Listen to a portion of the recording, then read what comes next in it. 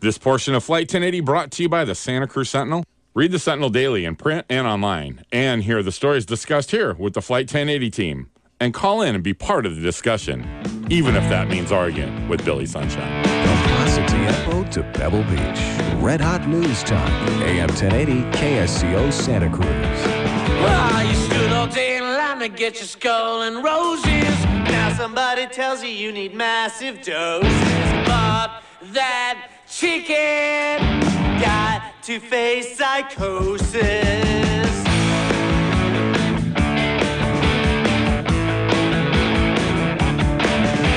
You're listening to AM 1080 KSCO Santa Cruz. Flight 1080 is back in the air, or are we, Billy? Are we? Thumbs up. We are. Are we podcasting?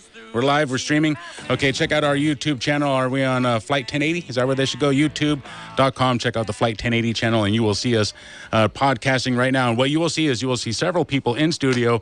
One of them is me. The other, one of the other ones is Timothy Walton. Timothy, can we get a mic check there?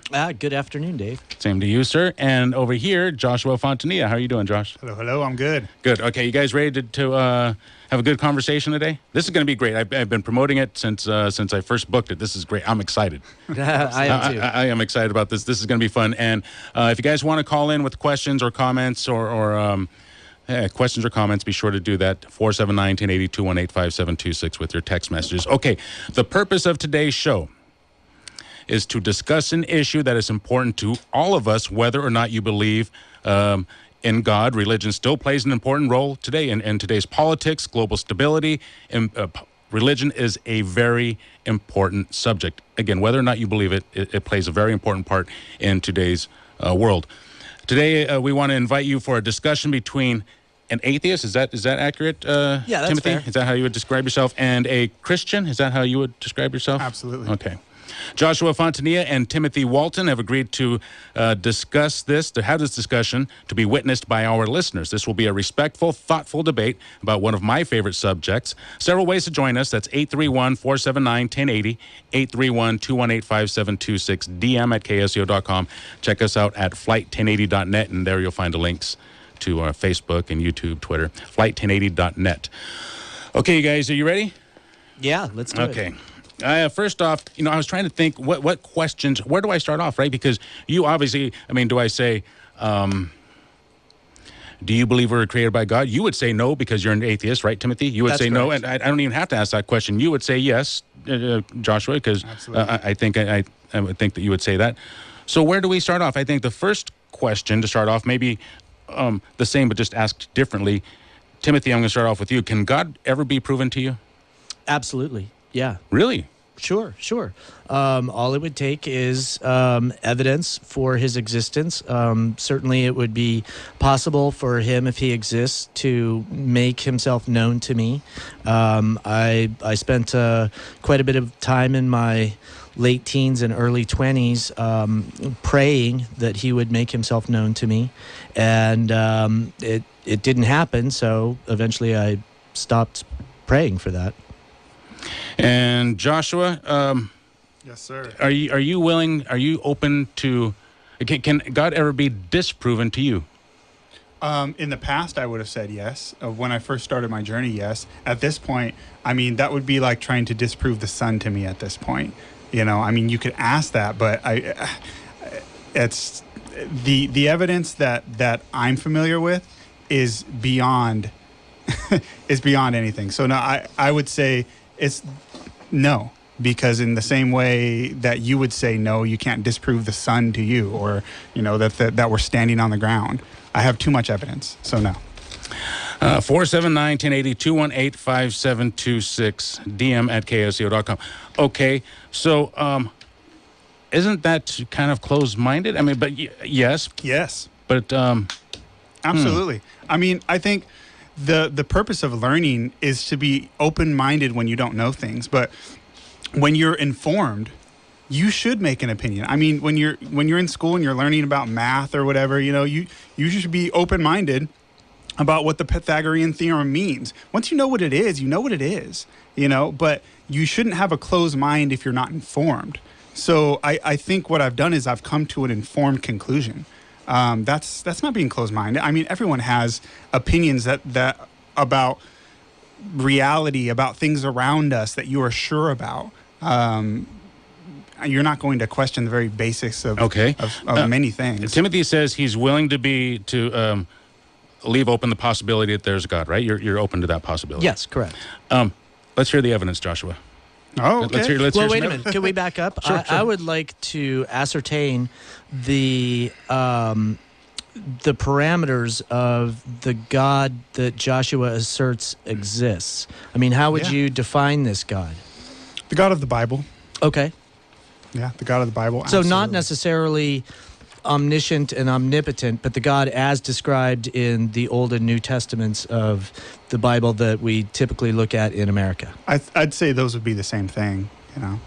I believe the God of the Bible is a God that has the three basic omnis. The omnipresent, omnipotent, and omniscient. So yeah, I mean, I'd say that's the same thing.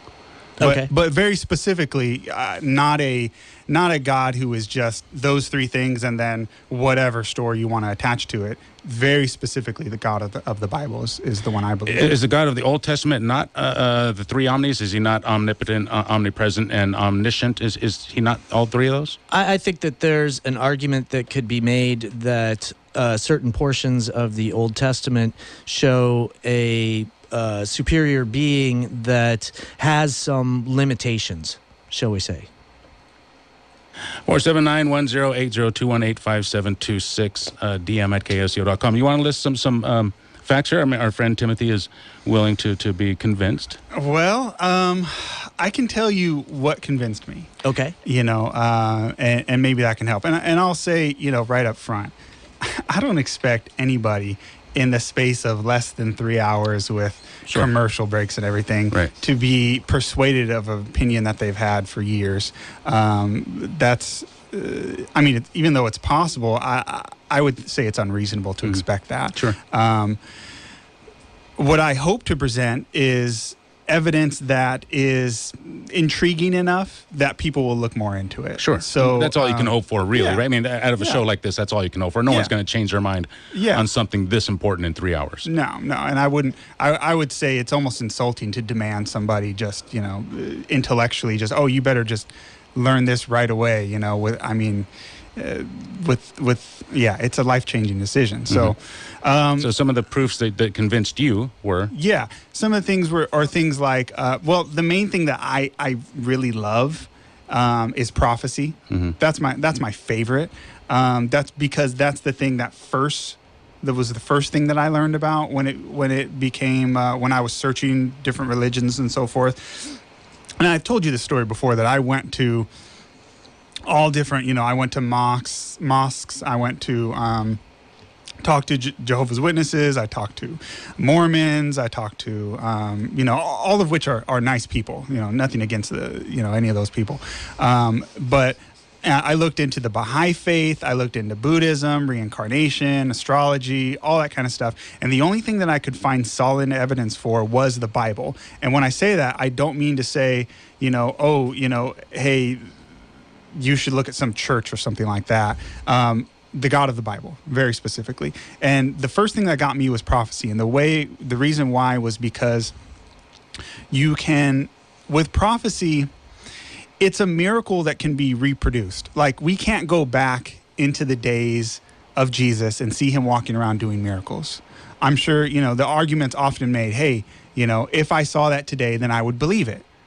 And the reality is that that's not happening today, at least, not on the scale that it was in the days of Jesus, really, of one man walking around doing that volume of miracles.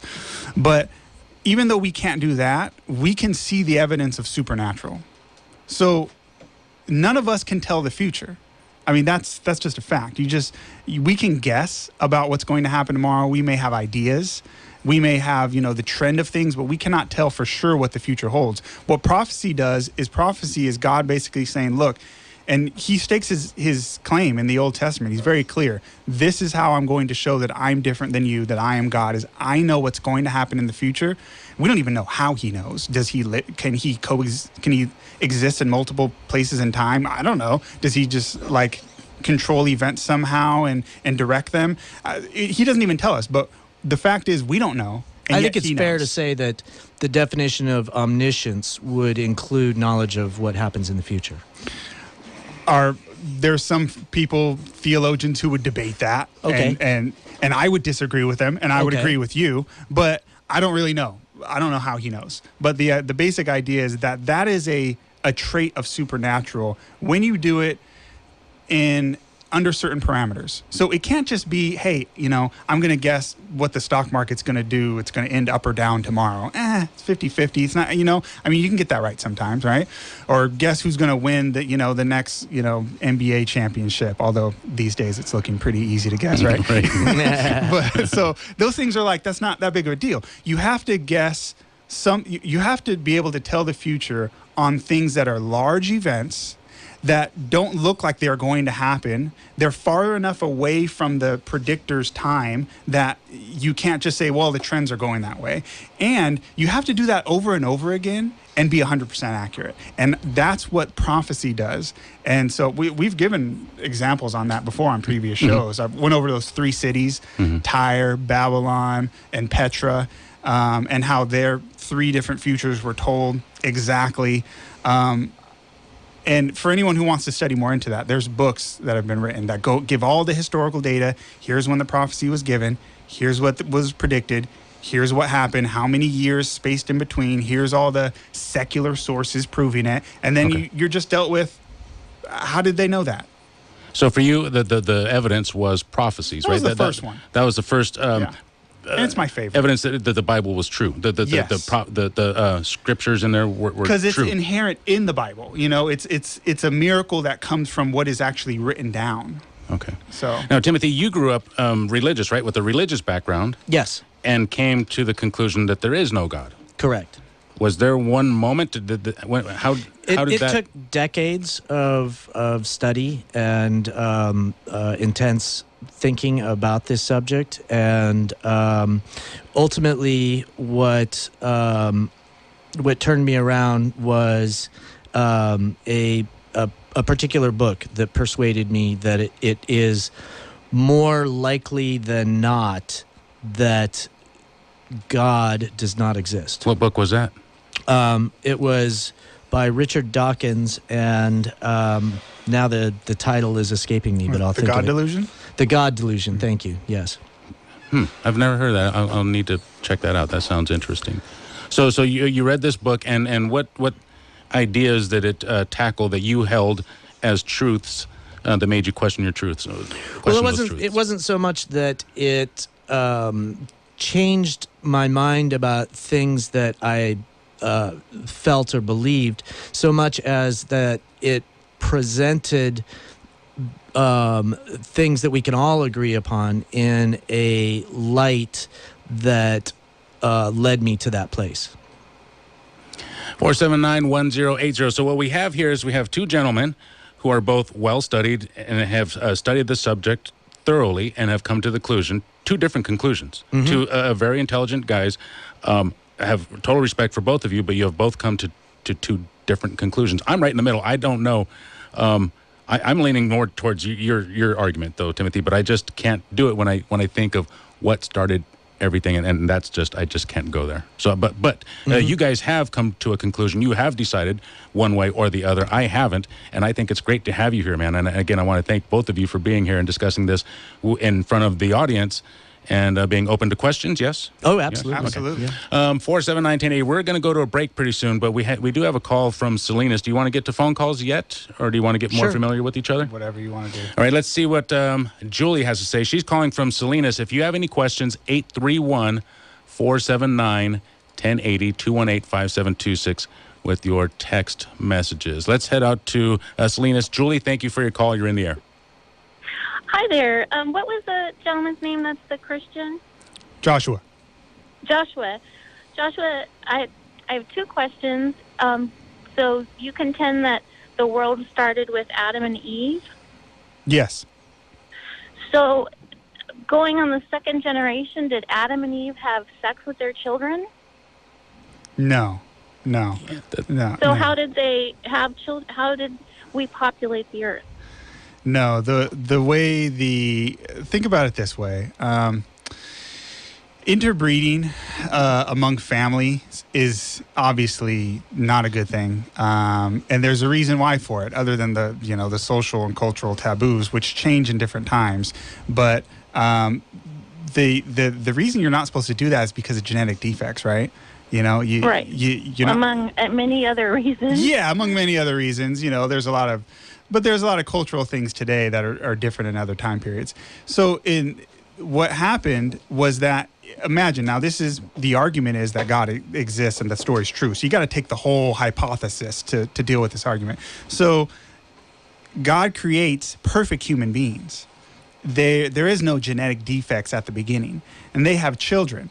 Their children are also very good genes. It's not a problem of mixing genes. So the idea is that the first kids, they would have married their siblings. Now we think that's gross. Did Adam and Eve have daughters? Yeah, it says they had sons and daughters. Oh. Yes, it does. So their son and daughter, that's Yes. God's plan. It was incest. It's not something that's allowed now. In the Old Testament, it was forbidden, but at the beginning, this wasn't thought even. I mean, think of the Bible example of Adam and Eve.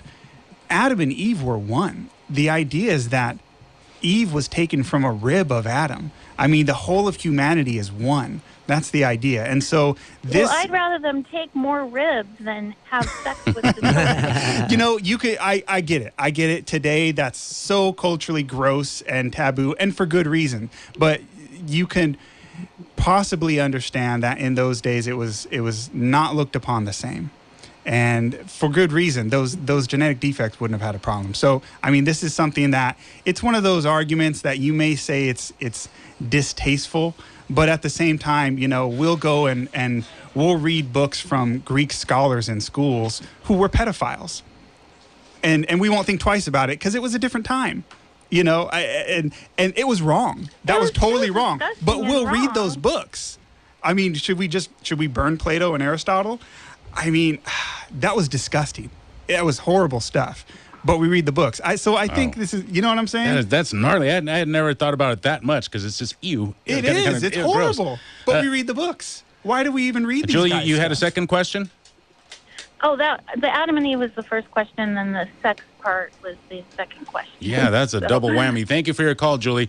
479-1080-218-5726. Timothy, you buy that whole Adam and Eve thing, and that we all started from two people, and yeah, I guess Well, I don't think that is what the book of Genesis actually says. For example, when Cain killed Abel, I believe that the story is that he went to a neighboring country named Nod and found a wife there. And so she was not his sister. And apparently... So where does she come from? Well, it's not specified. I think you kind of have to assume something that's not there to say it's not his sister. Because the idea is that it does implicitly say these are the first two human beings, there was no one else. And then it does say they had brothers and sisters, and then he went somewhere else. You could just as easily, without making the Bible contradict itself, say there was a lot of people spread all over the place, and eventually he went over here. We don't know how many years lasted, but it could have easily just have been a sister, a cousin, something like that. I think you have to do a lot of bending over backwards to keep the words of the Bible from not contradicting themselves. I mean, I just gave an example. That's not very hard. I mean, it's not very hard to imagine. You just have a bunch of kids and you have a bunch of population, and you go over here and there's a relative. I mean, to assume... But didn't Cain take off before Seth was even born? Yeah, but the idea... Well, here, there's a couple things. It says he went to this area. It doesn't say he immediately went there and there was already a lady there. So there's a lot of assumption in that. 479-1080-218-5726. We have to head to a break. Phil D. Seth is standing by with your headlines. If you want to get on board, 218-5726 with your text messages, or 479-1080 with your phone calls. We'll be getting to those phone calls coming up after news. Phil D. Seth is going to do his thing. KSEO News Time is 4:33. Oh, we're going out with music by Timothy Walton, right, Timothy? Yeah. Effed Up, the name of this band, right? Yep, this is me and Scott. All right, Scott. Scott Gale, who was on Wednesday. Here come the phone calls. Okay, I'm going to get to Phil Deseth with the headlines. We'll be right back. KSCO Santa Cruz. You're listening to KSCO, serving Monterey, Brookdale, and San Lucas.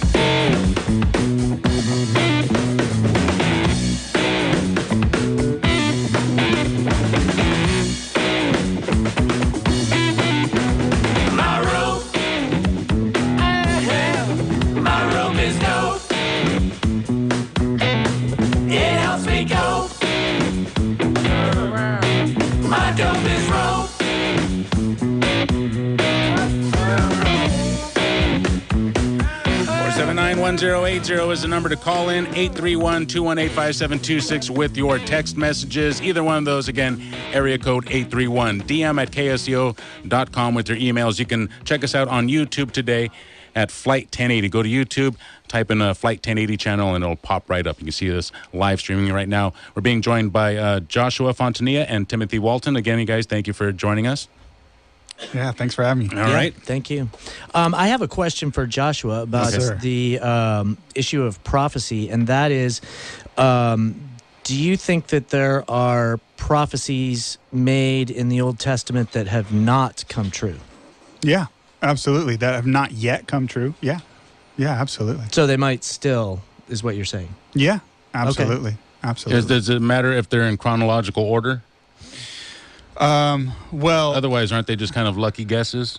Yeah, I mean, there's the way that the Bible is written is a lot different than the way that we write today. You know, you're taught in school a standard, 5. Is it written that way on purpose and to stay so yes, ambiguous that you can't get it, you can't nail it down? Was it written to be kind of slippery and you can explain it this way? No. It's not written like that at all. It's just written differently. We think in terms of, your standard 5-paragraph essay where you have an intro and a conclusion and your body paragraphs, and the most important thing is the conclusion. They didn't write like that in the Hebrew Old Testament. They wrote where ideas would mix together. When they wrote rhyming schemes, the words didn't rhyme, the thoughts rhymed, which I think is really cool if you're into poetry at all. So what I mean by that is, you use whatever. You think of, some kind of little kid rhyme or something like that. You may rhyme ball with fall or something like that, right? But in the Bible, what they would do is what's called Hebrew parallelism. So you'd have one thought, and then the next thought after that is saying the same thing in another way. And so the ideas rhyme. And so in the Old Testament, they would often mix events that were far apart in history, and it's not because they were meant to be taken as they're going to happen right next to each other, but rather because they're similar in their nature. And it's actually a very cool way of teaching. But as far as the Bible being not specific in its prophecies or anything like that, there's in the Old Testament, you have the full gamut of history. So there's prophecies of the second coming. There's prophecies of the end of the world. Obviously, those haven't happened yet, but there's not a date given. There's no date given to the second coming or the end of the world. So it's not a matter of, it's just a lucky guess that it hasn't happened yet because it hasn't been specified. But there are date prophecies with dates to them, and those have all been fulfilled. Yeah. So, I mean, for example, the time when Jesus was supposed to come, that was predicted over 500 years before it happened. In Daniel chapter 9, it's one of the most incredible prophecies in the Bible. It's actually something that the ancient, not too ancient, but after the time of Christ, the rabbis forbid the Jewish people from reading this prophecy anymore. That Jesus was going to be born? Yes. In Daniel chapter 9, it says, from the going forth of the commandment to restore and rebuild Jerusalem. So that would be the second temple. So you have to date when that happened. Which wasn't that 78 AD? No. 70 AD was when that temple was destroyed. So we're talking when the commandment came to rebuild that second temple. So you had Solomon's temple, right? And then it was destroyed with the Assyrian captivity and the Babylonian captivity. And then it was rebuilt by the Persian Empire, allowed them, Xerxes and these guys, they allowed the Jews to return. And so it says from the commandment to restore and rebuild Jerusalem, which was 457 BC, unto Messiah the Prince, would be 483 years. That's Daniel chapter 9. It gives it in terms of weeks. And Jesus came that exact year, 27 AD. Now, see, I would argue that because I'm skeptical that Jesus actually existed, and I think that he's a fictional character. Are you skeptical that Caesar existed? No, but I would argue that the writers of the New Testament wrote the character of Jesus in a way so that it would appear to fulfill the prophecy of Daniel. I mean, wow, dude, I have never heard anybody say that. I thought maybe he didn't exist. Holy cow. You think, you believe that? I think that there were a number of itinerant preachers at that time in that area who claimed to perform miracles, including healings. Mm-hmm. There were a number of men named Yeshua. It was a common name at the time. So as for whether there was one specific one that is the guy that the Gospels are about, no, I'm not convinced. What about all the stories that, like Joshua was saying, that, I mean, I haven't read the there's a lot entire of Bible, secular but there's a lot. Well, no, I don't think that there's a lot of them. There's a few of them, and most of them discuss the existence of Christians as opposed to Christ himself. And what about all the stories of him performing miracles? Well, those are all from the Bible. Josephus? Josephus discusses Christianity and the Christians. He discusses and there Jesus is too. one portion at the end where he discusses Jesus, but there are a number of scholars that believe that that was added by someone else after the death of Josephus, and that's actually that portion. It's just a few paragraphs. What about is fraudulent Talmudic literature that condemns him? That says he was killed at the Passover. I mean, they would have no reason to make that up. They talk about a specific man. They say they don't believe him. They say he was killed on the Passover. They confirm the story and say that he was a sorcerer. I mean, why would they make that up? Well, I don't know why they would make that up, except that one theory is that the Romans wrote the letters of Paul for the purpose of creating a schism amongst the Jewish people so that they would fight with each other. And so that would give a motivation for the Talmudic writers to denigrate the other sect. 479-1080. You guys want to take a breather and take some phone calls, text messages, emails? Sure. What do you guys want to do? I want to stay on this subject a little. Can we hold on? Go. Yeah, we got phone calls. Yeah, I know. This is really good. I mean, because I'm sure you're aware that there are many, many secular scholars who accept the idea that Jesus, the historical Christ, existed, even though they don't. Yeah. So, I mean, it's not really a majority position that he didn't exist, even among secular scholars. Correct. And people who assert that he did not exist are singularly unwilling to go out on a limb. I myself am unwilling to go out on that limb and say, I know for sure he never existed. I'm saying that I have skepticism about some of the things that have been said and some of the assumptions that people make about his existence. Okay. You know what I mean? Like what, because I've always thought, and I've always felt like I was sinning doing this, but I've always thought maybe he was just a magician doing parlor tricks that impressed people and got the reputation for doing miracles. It is impressive. Yeah. I want to learn the one about turning water into wine. The old, right. How come that trick died with him? The old Family Guy joke where he's putting fingers behind his back or whatever. Yeah, I've seen that kind of thing before. I mean, even if you were to say, okay, you don't, which is a minority view, but if you were to say, well, I don't believe that Jesus, a singular person, or at least you're skeptical of the idea that he existed. So the prophecy I gave of Daniel chapter 9, and he shows up at that time. Okay, you want to say he didn't exist. The other thing that's also predicted in that prophecy is that before the end of that, when Messiah is rejected, then city would be destroyed, and within one generation afterwards, he's destroyed. But okay, let's say you don't like Daniel chapter 9. There's other prophecies, and there's other time prophecies given in the Bible that are very specific. There's so many prophecies in the Bible, even though that's a phenomenal one, I could literally shrug my shoulders and say, okay, let's move to the next one, because there's just so much evidence. If you don't want to even believe that the historical Christ was there, I could point to so many other prophecies. I mean, not me, but I mean, there's a full 1/3 of the Bible is prophecy. So it's not a problem. We can move on and look at other stuff. I don't know if I agree with a full 1/3, but No, there's a I ton, mean, and the I book mean, of Isaiah is chock studied it full out. of prophecy. They've studied it out. It's not a me just guessing. That's a full 1/3 of the verses in the Bible are prophecy. 479-1080, DM at KSCO.com. Phone calls? Wanna take Sure. some phone calls? Okay. Let's go to, let's see who's, I'm just going to hit next. It'll pick up the first guy. Scott in Aptos, you're in the air. Hey guys, how y'all doing?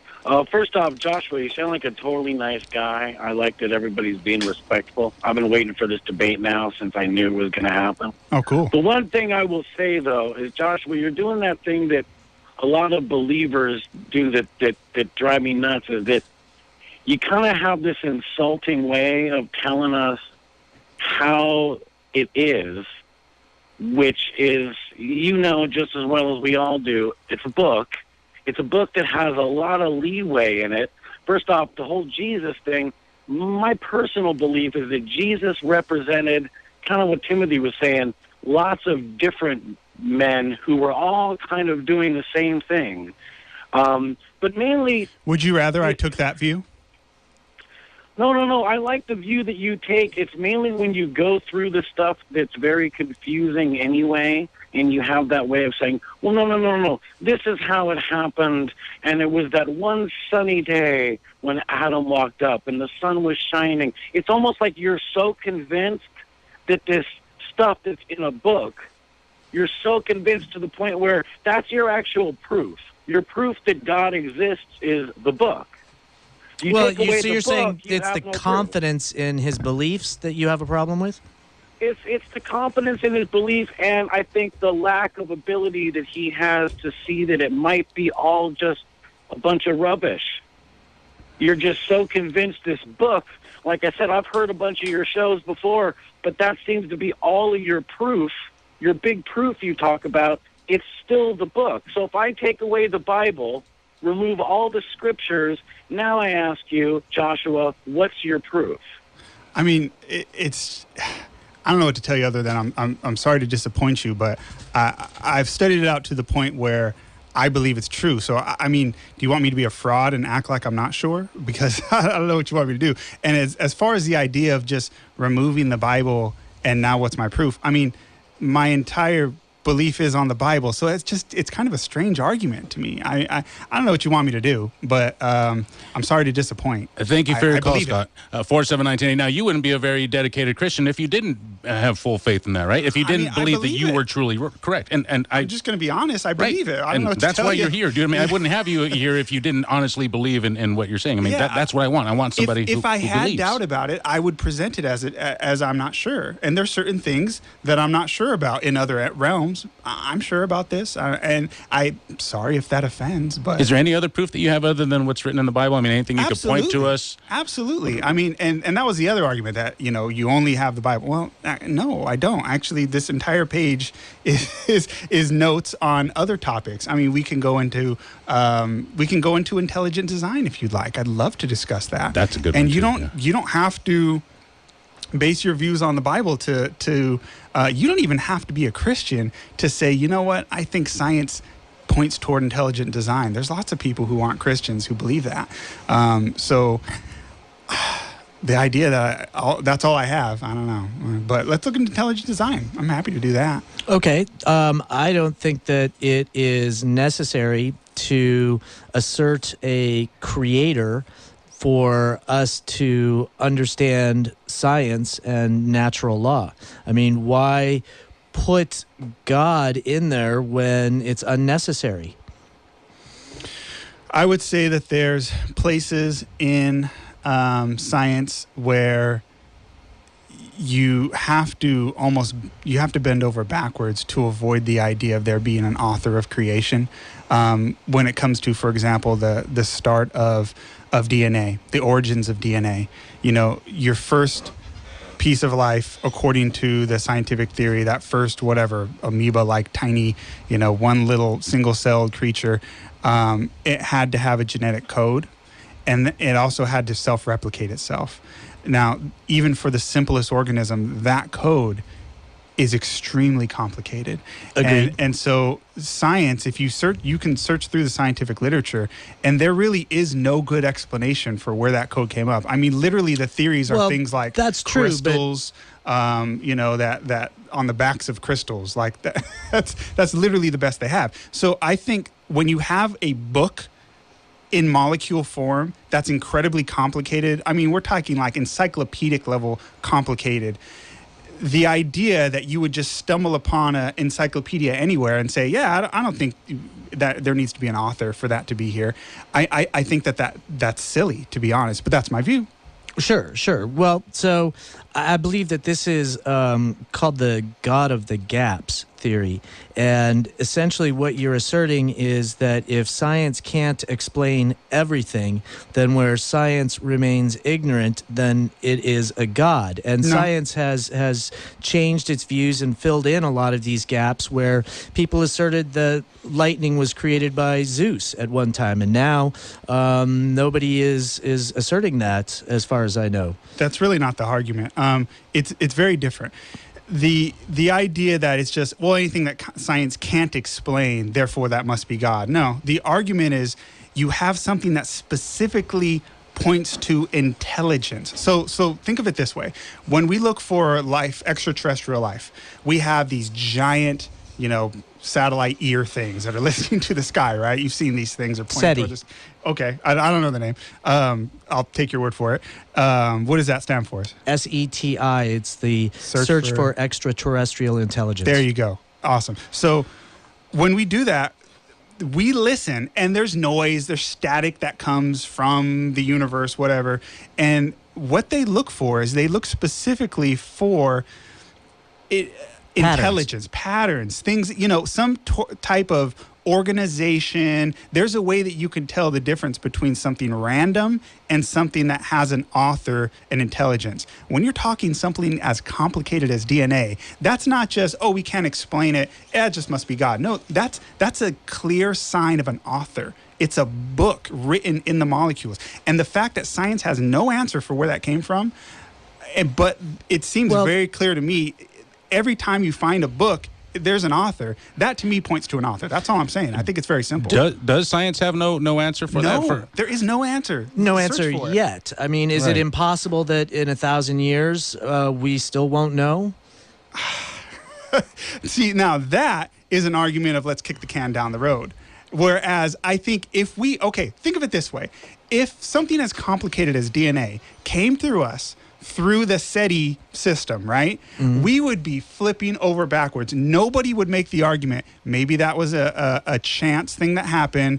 Maybe this isn't, if they were sending these complicated books to us, we wouldn't say, know that that's true. No. Yes, we would. No, think about this for a second. We would be flipping out saying, the aliens, we found proof. We would. If you roll a dice 100 times and you go through that practice often enough, eventually you're going to come up with 100 sixes in a row. See, and that's just chance. See, these arguments to me, it's much, much larger than rolling some dices and getting 100 sixes. Well, the universe is a big place. We're talking the level of complication here is, taking thousands of Scrabble boxes, throwing them in the air, and hoping you're going to get an encyclopedia form. I mean, you can believe that if you want, but I think it's beyond a reasonable doubt. I think that type. I mean, look, our entire justice system is based on a bunch of evidence. We don't always have filmed of every crime, but we have things where it's like, okay, you were here at this time, you have the bloody glove in your car, we have all these things, you ran away, you have the motive. It comes to a point where you have so much evidence where it's beyond a reasonable doubt. And yet he was acquitted. Right? Because that's wrong. But yet at the same time, people don't believe God, and yet we have an encyclopedia in molecule form. People can... I don't see why you need God, though. I mean... You don't need an author. You don't need an author to write an encyclopedia and put it in molecule form and make it self-replicating. I'm suggesting that there are all sorts of possibilities for the existence of the universe that don't require a creator, and there's no reason to assume a creator when it's not necessary. I think the only way that argument carries any weight is if you don't really look at the level of complication that we're talking about in this genetic code. I mean, it's easy to say, hey, maybe accidentally a wave on the sand is going to make an S. But it's much different to say, well, maybe these waves made one of those very intricate sandcastles that people make, and that was just an accident. I think once you realize how complicated DNA is, you don't make that argument that, oh, this was just an accident. If you do, then I have to part ways and say that's simply unreasonable. That's a level of faith in chance that I'm not willing to take. I think that to me shouts creator. And on top of that, there's more than that. I mean, that to me is huge. That's enough to look into it. But it's not even the only evidence. There's more than that. So to me, it's stunning evidence for a creator. But that's my opinion. 479-1080, DM at ksco.com. You want to take another phone call? Sure. Just squeeze in one more. Let's see. This is Rich in Hollister. You're in the air. Oh, hi. A good discussion. For me, it's quite simple. I come to the conclusion that man either saves himself or we come to the conclusion that man's nature is fallen and needs redemption. And if man can save himself, then why do we need cops? I think you have a good point. Thank you for your call. I'm not sure that those are the only two options. That either man is capable of living a perfect life, or there must be a God, which is what it sounds like he was positing. We want to thank everybody who's called in. Keep it tuned in to KSCO Santa Cruz. We're going to head out to a break. We'll be back in just a few minutes. Keep it tuned in. Whether you're online, listening live on the radio, or listening on your smartphone, be sure to download the app ZBS Radio or KSCO.com for that app. We're going to break for a few minutes. We'll be right back. KSCO Santa Cruz. We're hanging out with Joshua Fontanilla and Timothy Walton, and you, if you want to join us, Victor, Philip, and that guy on the line 4. Hang in there. We'll be right back. If someone should ask, tell them you heard it on AM 1080 KSCO.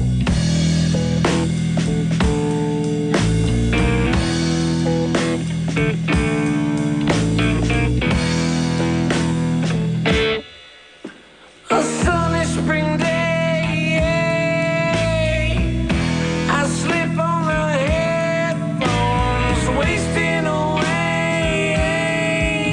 Forget it all, just decompose. A melodic stream, a rhythm canoe. 479-1080, DM at KSCO.com. Like you. I stepped all over that. Damn it. Sorry about that, Timothy. That's you, Well, huh? you don't know the song. Yeah, I don't know the song. That's you. Yeah. It's Scott singing on that particular track, but I wrote the song and I'm playing bass on it. Nice. Okay, so Timothy Walton, his group is F'd Up, right? If you want to check them out. And you guys play locally, Santa Cruz? All over the place. Yep. Also, they can buy your CD, I'm sure, online, right? They can get the CD for free. What? Yeah. What? Yeah, I'm giving them away. You want one? What? Really? Yeah. You guys are talented Wow, guys. yeah, absolutely. Well, give him one. I got one right here. Can I keep this one? Absolutely. I'm going to keep it here at the station because the other one is at my house. The other two, I think, are at my house. 479-1080. We got a bunch of phone calls, a bunch of text messages, a bunch of emails. Yeah, I think we should probably get to the phone calls because they're the ones hanging on. Okay. Victor and Salinas, you are in the air. Thank you for your call. Hello. Hey, Victor, what do you got? Guys. Hey there. Hey. Had a question for Tim. Because I still, can't seem to ever hear a knowledgeable response. Okay. I know, Tim, you were referring to that there is no author needed for an encyclopedia or a book. How would that relate scientifically, let's say, to the Big Bang Theory? Well, I don't think I said that there is no author needed for an encyclopedia or a book. What I do believe is that there is no creator necessary for the universe to exist. And there's a lot of speculation about the Big Bang Theory, including whether it was the result of a prior big crunch, for example, or if the universe popped out of nothing. Obviously, we don't know because none of us were there when it happened, and it's one of those things that can't be replicated in a lab. So therefore, is it safe to say that nothing can create something? Yes. I think that is a topic of discussion among scientists today, and I think that it doesn't make sense to say that it requires a creator, because in order to do that, then you then get to the question, well, where did the creator come from? Did he come from nothing? And then you've got something coming from nothing. And if you say, well, God is different, he's outside of the universe and he is eternal, why couldn't the universe be eternal as well? I just don't see the need to throw this concept in where it's unnecessary. So in your opinion, being a scholar and being very knowledgeable, you side with just everything by chance? I think that it is more likely than not that, yes, chance is a greater factor in the creation and evolution of the universe than some special supernatural force outside of the universe. Yikes. Well, that's the problem that it's not an actual knowledgeable answer, because I think, in my opinion, even myself, that I'm not, just high school degree, that just doesn't make sense. It doesn't make sense that by chance a universe would be created. Well, reasonable minds can differ. Thank you for your call, Victor. 479-1080. Whoa, boy, dude, now my mind's going a million miles per hour. Yeah, great call. That was a great call. Holy cow, dude. You're saying that, yes, you're actually coming out and saying, yes, something can be created from nothing, because even if you believe in God, that God had to come from something. He had to come from somewhere. So either way you believe, something had to come from nothing. I believe the scientific term is abiogenesis. Wow, dude, I cannot believe it. Okay, you want to respond, Joshua? Because I'm just like, that's incredible. I hadn't thought about that. I mean, do you think of it that way? God had to come from nothing, too? No, I don't. I mean... you believe he was always was and always... Yeah, okay. Eternal. I mean, I think there's a little bit of a contradiction to say, well, something can come out of nothing, implying that at one point there was nothing. But then on the other hand saying, well, why can't the universe be eternal? Well, which one is it? Well, we don't know which one it is. I'm saying that either one of those theories makes more sense to me than requiring the existence of a creator. Oh, I think that there's a lot of scientists who would be a lot more assertive than that. That would not only say that they know, but they know when it happened. They would, give the 4.6 billion or what is 13.8. 13.8. I forget. The universe. Yeah, I'm thinking the Earth. Yeah, closer to 3.6 or something. Yeah. Yeah. So I mean, not only do they say, but they say, hey, here's the date, which I think is ludicrous. I would agree with you as far as the idea of you can't replicate that in the lab, and no one was there. So how do you know 0.8? Like you're that specific. To me, that's just silly. But I think it's a huge round number. And I'm not saying that I do have knowledge. I'm not claiming to be knowledgeable about the origins of the universe. Okay. 479-1080. Philip is up next, calling on his cell phone. You're in the air, Philip. Hello. Can you hear me okay? Yes, sir. Oh, okay. I wanted to thank you for having the discussion. It's refreshing to hear people discuss and not argue and sit there just trying to show a level of knowledge above the other. I appreciate that. Amen. Mutual respect. Yeah, exactly. That's the way it should be. Our country needs more of that. So one of the things I want to throw out there, I'm kind of like Joshua. I come from both sides of searching and trying to figure out and studying other religions and everything. But with regards to the evidence, there was discussion about only the book, and Joshua could probably touch more on that. I'm just going to throw them out there real quick. There's archaeology, the science of archaeology, and I appreciate the fact that there's secular archaeologists that are willing to say, here's the date on that, yes, this existed, and that person existed. So there's that substantiated by both religious and non-religious people. And that there's another good example of people respecting each other and being honest with each other when they evaluate evidence, so to speak. And then you got papriology, where you got some of the writings and so many with regards to where did the Bible come from. All of this documentation that's been found, like the Dead Sea Scrolls, it corroborates other copies. And the way, and my best understanding from what I've understood, that these writings, the closer they are to the original autograph, the more reliable they are. And there's nothing like the New Testament copies that have been found that are closely dated to the original autograph. I don't think there's any original autographs of the New Testament, for example. You're right. There's other evidence there.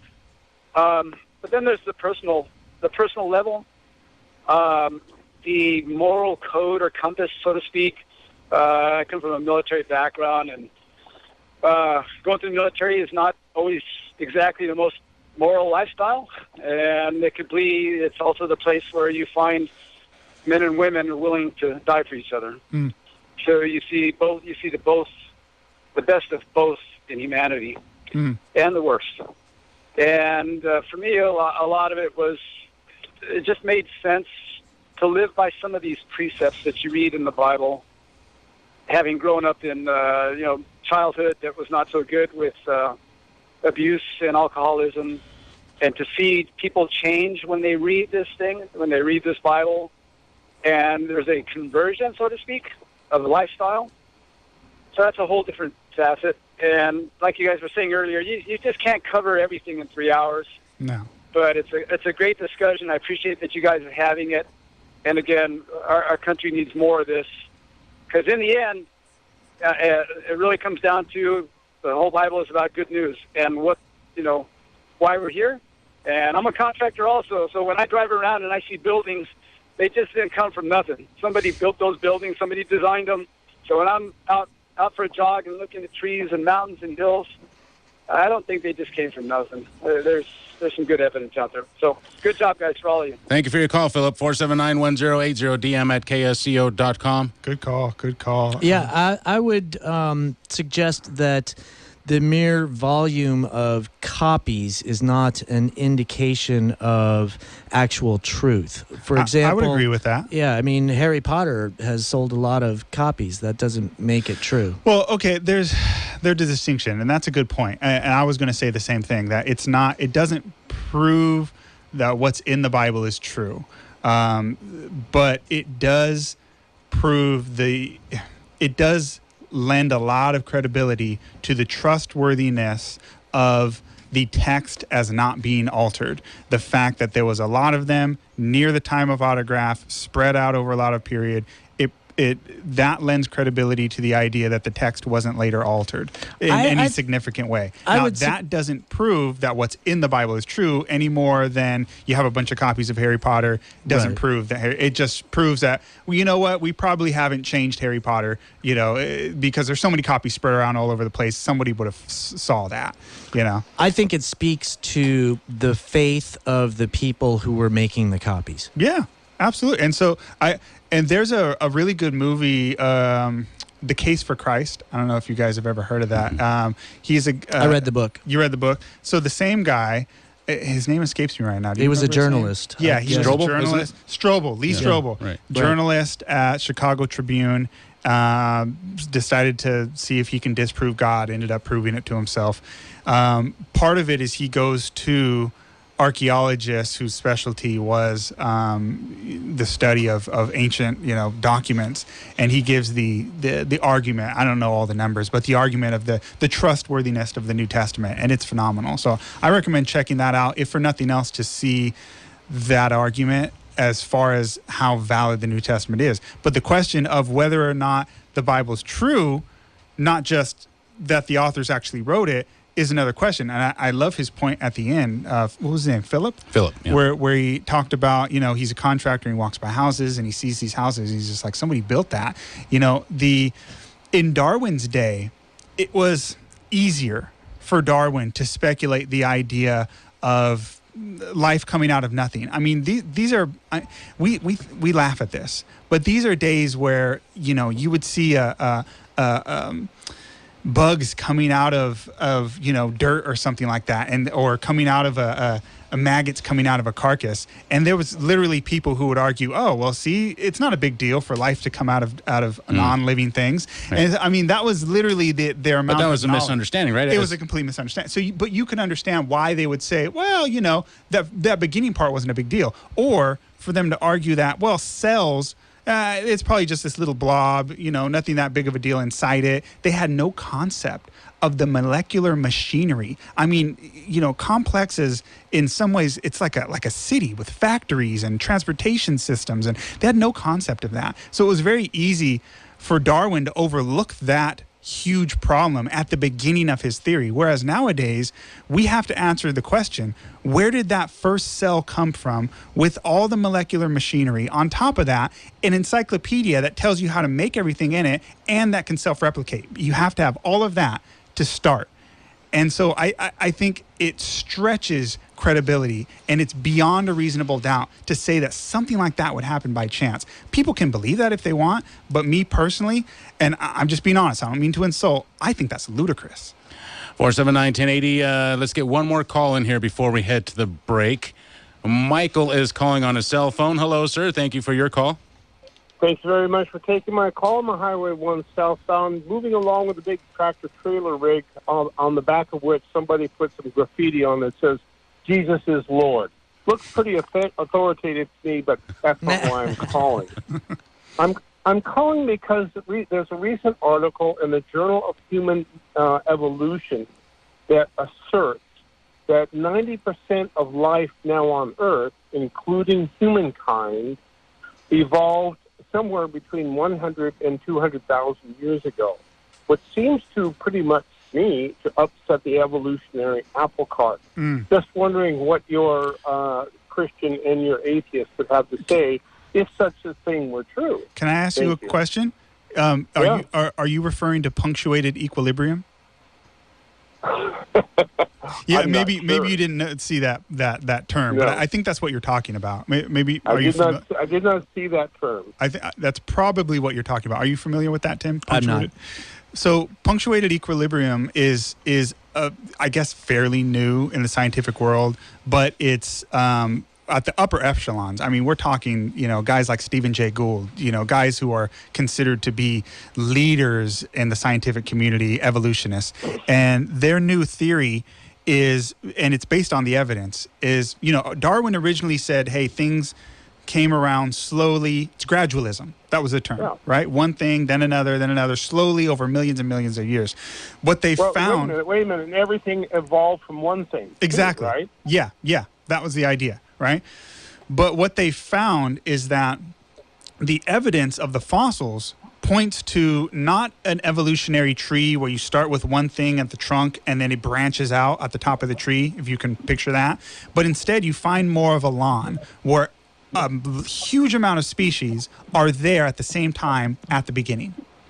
Now, that is a problem. That's punctuated equilibrianism, and that is the cutting edge of scientific evolution. That is what is being taught at your Harvards and so forth. And so that is much harder to imagine that it would happen by chance, but they're forced by the evidence of the fossils to come to that conclusion. And what it means, punctuated equilibrianism, what that means is long periods of time, equilibrium, nothing changes, and then boom, it's punctuated, an explosion of life, and almost all of the phyla show up simultaneously in a very short period of time. Now they're still going to say hundreds of thousands of years, but if you're talking slow genetic mutation to create entirely different species, it becomes much less reasonable to assume that that's all going to show up very quickly at the same time. Well, no, wait. Would you agree that 100 years ago, the concept of critical mass had not yet been discovered. The idea of critical mass came about during the physics behind the atomic bomb, which is that if you get enough enriched uranium or plutonium or tritium together in one small space, then it just takes that one extra one, and suddenly it's too much and it has to explode. Okay. And so I could see how critical mass could be applied to this idea of punctuated equilibrium, to where you might have some very simple organisms and then something happens that requires that a number of changes happen very quickly in a short period of time. And let me point out that I am not an expert on evolutionary science by any means. Well, I would just say to that it's much less palatable. I mean, the idea of what we're told in school, that given enough time, things could slowly change over millions and millions of years, that it almost had a reasonability to it. It sounds reasonable if you give enough time, but the idea that you're just going to have spontaneously massive amounts of new creatures just showing up, just evolving it literally, they use the terms evolving at supersonic speed. I mean, this to me, it stretches credibility. You're getting to the point where it's just like, that doesn't sound... That doesn't sound right? No. I mean, that does sound like a stretch. It sounds like a stretch. That's all I'm saying. I mean, you can believe it if you'd like, but I think what you're seeing is major holes in Darwin's original theory. Sure. 479-1080. We're going to break for news, traffic, and weather. We're going to keep this break short, though. Phil Deseth is standing by with your headlines, traffic, and weather. I don't think much has changed as far as traffic goes. We'll check it, though, out just to be sure. Phil Deseth is standing by. It's 5:32.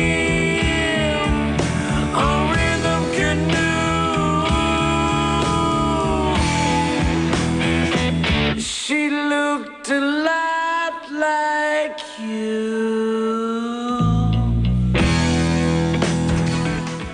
Thanks for listening to AM 1080 KSCO.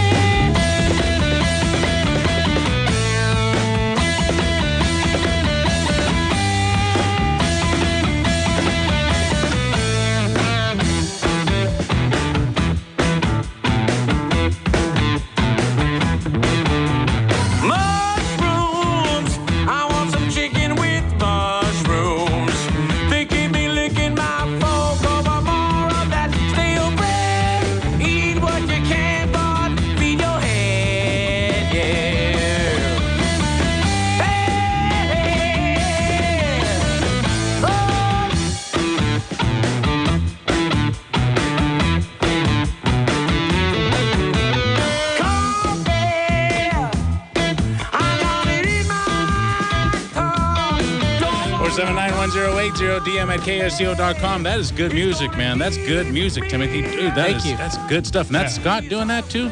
Yeah.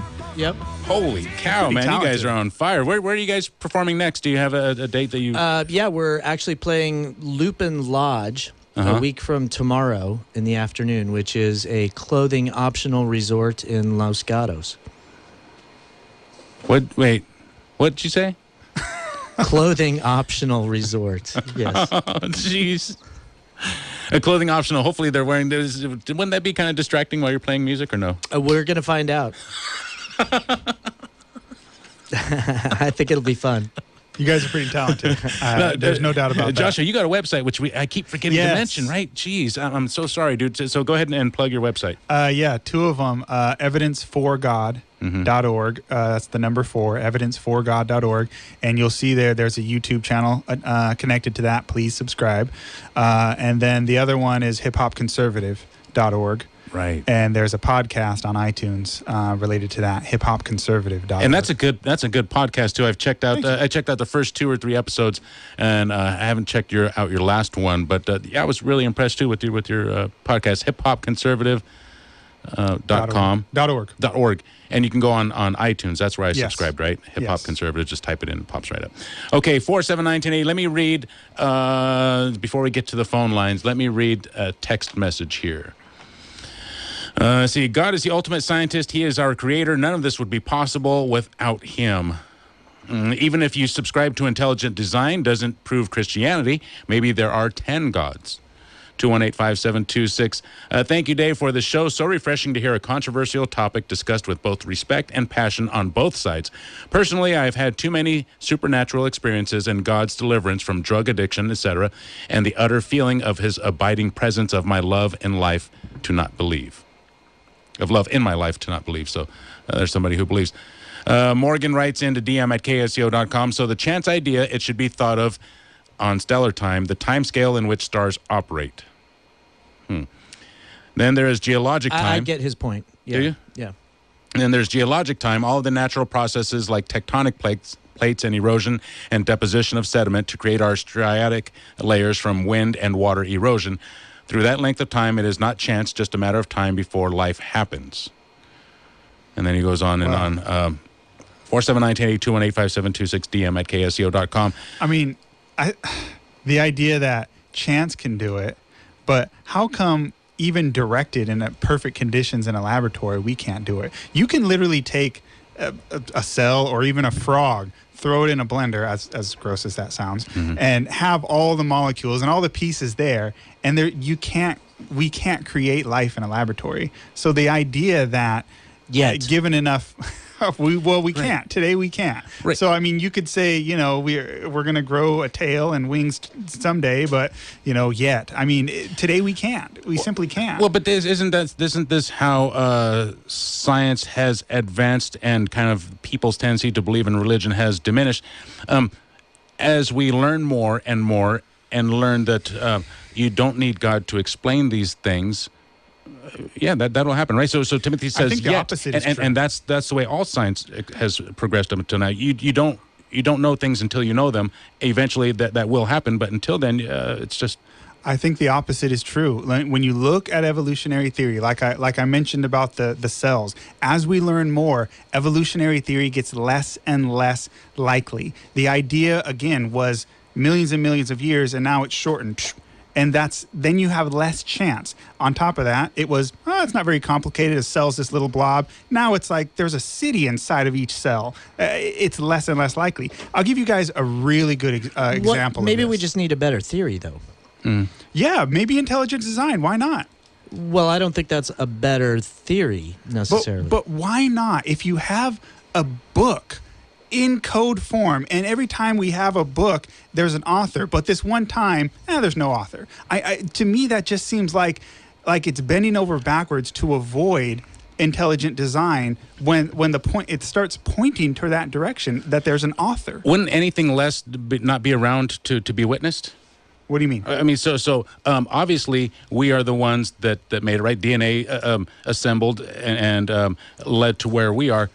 Obviously, because anything that didn't is not here to explain it, right? So it's by chance. It is by chance, and we were formed, we're created, and there you go. Now you chalk it up to something mysterious and supernatural, but it's not. It's simply just this is just chance. We're here. If you give it enough time, and you're going to have DNA develop, and you give that enough time, and you're going to have life develop. I mean, that's really no different than the argument of, it's very unlikely, but we're here, so evolution must be true. I mean, that's really what I would say. If you just use some common sense, when you see something detailed and intricate that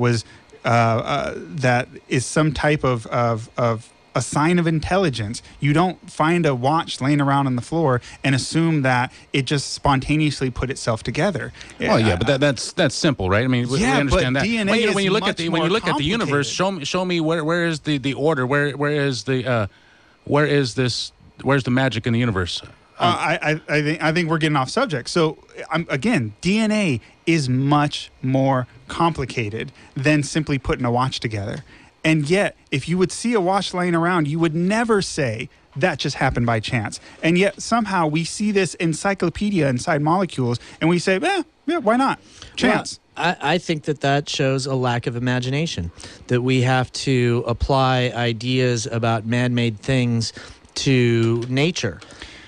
What I said is, why not? why not? It's almost as if there's an aversion to what we always see. Whenever we see something that is, you walk along the beach and you see this beautiful sculpture that somebody made in the sand, you never just immediately assume, that was an accident. You always just, whenever something shows that there's a pattern and that there was some type of thought and planning in the making of it, you always assume that there was some author. And yet on this one time, we're supposed to just have imagination. I mean, I'm not saying, at least with that one thing, I'm just asking the question, why not say, hey, maybe that's intelligent design. Maybe that's one piece of the puzzle that could make me look into this intelligent design thing. Why not? Why not even consider it? Sure, you can look at it and consider it, but it doesn't mean that you have to come to that conclusion. I didn't say that. Not with that one thing. I would say, hey, let's look more into it. And then I would say there is more evidence. Let me give you guys another example. I was going to mention a second ago. Homology. Do you guys know what homology is? No. I wouldn't have known what this is without looking it up and being kind of familiar with the subject. So homology is the idea of things looking similar and therefore being related. So the idea is your hand and the hand of a monkey, right? Okay. Or, fins and, the fin of another fish that looks similar, or a bird's wing. And so the idea is these animals look similar, therefore one led to the other. That's the idea of homology. Okay. Okay. So in Darwin's day, that was one of his best arguments, was the idea of this turned into this. He speculated on things like a bear swimming into the ocean and eventually becoming a whale, something like that, right? The problem is Darwin did not have access to molecular evidence and genetics. I mean, the very most basic genetics is all they had of breeding, but they didn't have cellular, molecular stuff. So what we've been able to discover now, because Dave, you mentioned, hey, as we learn more, we realize we don't need God. The opposite is true. What we found, what they expected to find when we first realized, hey, there's this complicated city-like thing going on inside each cell, and here's the DNA with all the codes that tell you how to write each book. If Darwinism was true, if evolution was true, the theory is that the code book slowly mutates over millions and millions of years, slow mutations one after another, or you could say, a bunch of mutations happen at once, whatever. But things that look similar, like, man and ape or whatever, if you're going to say like... hippos and whales. Yeah, things that look similar, they should be closely related, not only the way they look, but the genes should be closer, because the theory is the genes that tell you what to make, that tell you how to make yourself, right? It should be a similar code book. What they have found is the opposite. That once you look into the genes, that things that look similar have much different DNA than things that don't look similar at all and aren't even close. So that by itself should just throw evolution out the window. Well, I don't think that science requires that Darwin be right in all aspects. Science acknowledges that people have limitations in a lot of things, technology being one, of course, as you point out, that Darwin didn't have access to molecular biology. And I think that actually is the opposite of the proposition that a book written by Middle East nomads in the Bronze Age was true and remains true today. There's a difference between Darwin being right on everything and one of the two foundational points of his theory being false. There's 2 points to evolution. There's genetic mutation coupled with natural selection. That's evolution. If you get rid of one of those, which is the genetic mutation thing, things that look similar, should have similar genes, if that's gone, I'm sorry, that's foundational to evolution. Yeah, the theory cannot hold up anymore. Okay, it's foundational to that particular scientific theory, but that doesn't mean that scientific theory can't be replaced with a better model for the evidence that we see around us. Right, maybe he was wrong, right? Right. So okay, well, let me ask you this. Do you believe that the evidence of science points toward common descent and one thing turning into another? I don't know. As I said, I'm not an expert on evolution. Okay. I'll take that. I claim ignorance. Okay. I would say that if you're going to blow up one of the two bedrock ideas of evolution, that evolution should be thrown out the window. Now, you're not, and I'm not saying that you're married to that theory, but I'm arguing for those who do believe in evolution. If you believe in it, then for our listeners or whatever, I just told you that one of the bedrock theories of it has been disproven. I'm willing to throw the theory out the window. That doesn't mean that I want to replace it with intelligent design. That's fine. And I wouldn't say just because this isn't true doesn't automatically make the other true. But I would say that the fact that this isn't true and there is some evidence for that, hey, why not look some more into that? And what I see is there's an aversion to even consider the idea that there's an author, even though we've got a book. And I don't have aversion to considering the possibility. I just don't see the necessity of creating a concept where it doesn't help to explain anything.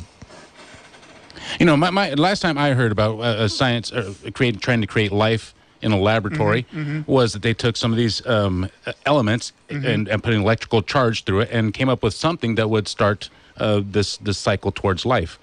And if that's true, then why does God need to be past the Big Bang?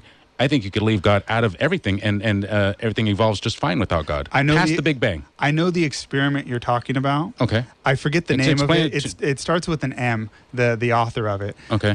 And the idea was to create amino acids. Correct, yeah, to create amino acids. Which are the building blocks for proteins. And once you got proteins, then you can, and so we're talking trying to, if you were to think of DNA as a book, so you have letters and a language, right? We're talking not even a letter. We're talking a piece of a letter, right? So we're far from creating. But you're life. talking something. But we're talking creating something from nothing. You're still talking about creation of something that would lead to life, right? Not guaranteed. Number one. Number yeah. two, but you admit the possibility. No. Number two, his theory has been that experiment was a fraud, and it was later on proven as a fraud. See, you're old school, and they used to teach that experiment in the textbooks. I just heard about it not too long ago. I don't know how long ago it happened. Well, this is something that used to be I thought it was a new experiment. I forget the guy's name. It was like Miller or something like that. I forget. It started with an M, and maybe we could look it up in the break. But most stuff I listen to is not old science. I mean, this is the most stuff I listen to is, well, there's some people. Stuff. There's some people who are still giving this theory. It was like in the 50s or something when this guy did this. Okay. But it's been proven now that what he did was a fraud. There was many problems with that experiment, and you can't. It's not even, number one, he's not even getting close to creating life. Number two, his experiment was a fraud.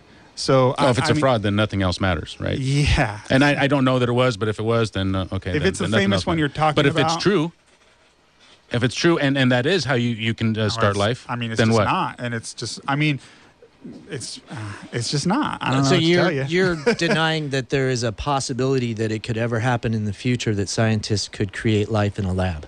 I mean, I would rather look at what we have, and what we have today is a textbook inside cells. And usually books are written by authors. I mean, rather than go into, let's speculate, maybe one day we can create life. I don't think that's possible, but I don't think it's also very useful to even speculate. What's the point of that? Instead, I see the evidence today of an encyclopedia inside of cells, and I'm saying, hey, usually books are written by authors. And I don't think that's crazy. Is 100 monkeys with 100 typewriters in 100 years? Is that crazy? The whole idea of eventually they're going to write a book. I do think that's crazy. What about if you give them 1,000,000 years? I do think that's crazy. And especially if you don't have 1,000,000 years, if you start shortening the time frame with punctuated equilibrianism, I do think it's crazy. Yeah. I mean, I think we're bending over backwards to ignore the obvious. You got a book, there's an author. I mean, and again, all I'm saying is look into it. Like, okay, for example, for people, and I brought this up with another caller. I won't mention his name. I know who he was, but he called before, and he talked about the idea of, ask an atheist a question. And I asked him, do you know the holes in evolutionary theory? And he didn't. And so I would tell those who don't believe in Christianity, don't believe in anything. Maybe you believe in evolution. Study what scientists themselves say are the holes in your theory. Well, then let me turn that around. Do you know the holes in Christianity? Absolutely. I've seen the arguments against it. Absolutely. What are some of the biggest holes that you've had to deal with, Joshua? Let me reference this book real quick and we can get to that. Check out the book Shattering the Myths of Darwinism by Richard Milton. And the guy is not a Christian. He's not even an intelligent design guy. Shattering the Myths of Darwinism. Check it out. Okay. Your question? What are some of the biggest hurdles that you've had to deal with answering? Some of the biggest inconsistencies? Mostly you're dealing with things like theodicy questions, which is the justice of God. So you're dealing with things like, That has to do with his existence, though, or his justice?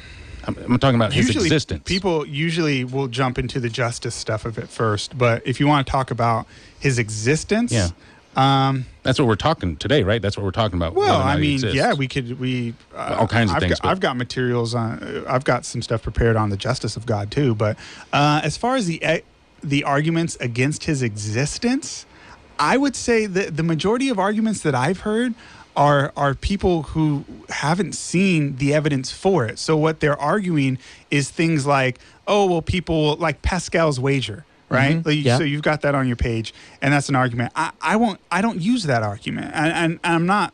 Because it's a terrible argument. I don't. What is Pascal's wager? Go ahead. Pascal's wager is essentially the idea that Pascal, who was one of the inventors of calculus, said, if I believe in God all my life and it turns out that I'm right, then I get to go to heaven. And if it turns out that I'm wrong and there is no God, then I haven't lost anything. So you might as well believe because there's no downside to belief. And I think that's a terrible argument because a lot of people waste their lives if that's the case, and try to mold society in a particular way based upon a belief that may not be true and that I believe isn't true. See, I tend to agree with you on the idea that that's not the strongest argument. Mm-hmm. I wouldn't use an argument like that. So what I see with people who say, hey, here's our arguments against the existence of God, they'll attack things like Pascal's wager, but I don't use that as an argument. So I think it's attacking something that is not an argument that I would make. I mean, even though I get it and I understand people who have blind faith, it's not something. It's just not in my DNA. I'm not like that. I need evidence. So I wouldn't tell somebody, hey, just believe it because what are you going to lose? I agree. My original idea was, I'm not going to believe something my entire life, teach it to my kids, and swear as if it's true, and I don't know. I need evidence. And so Pascal's wager wouldn't fly with me. 479-1080, let's try to take another phone call before we get to the break. I think it's going to be Jason calling from Salinas. You're in the air. How you doing, guys?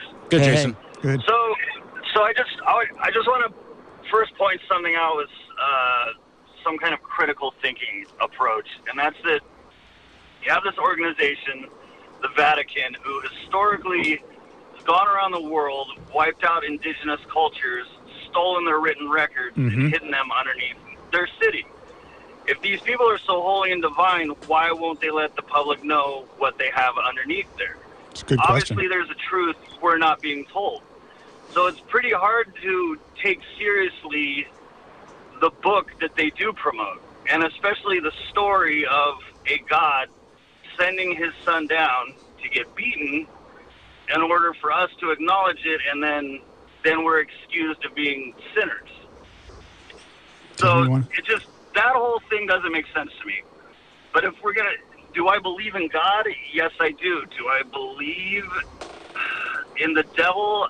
I mean, science itself is kind of the embodiment of the devil, in that technology is the forbidden knowledge. It's pretty telltale that a company like Macintosh has an apple with a bite taken out of it for its logo. Yeah. And I mean, it's right there in your face. And man's ego lets us try to think that we can solve all the problems we've created with technology with more technology. But technology itself has always produced more problems and waste than it does to improve the human condition. And it's just, it is, it's the apple. There it is. And I mean, social Darwinism is such an obvious theory to promote things like competition over cooperation that in turn promotes capitalism, which goes back to the root of all evil is money. It's the symbolism is there. How we exist is all there for the story. But I don't think we have the story. I don't think we have anywhere close to even half of the story. Thank you for your call, Jason. We got to head out to a break. Hang in there. We're going to be right back. Timothy Walton is joining us. Joshua Fontanilla, Evidence for God. KSCO.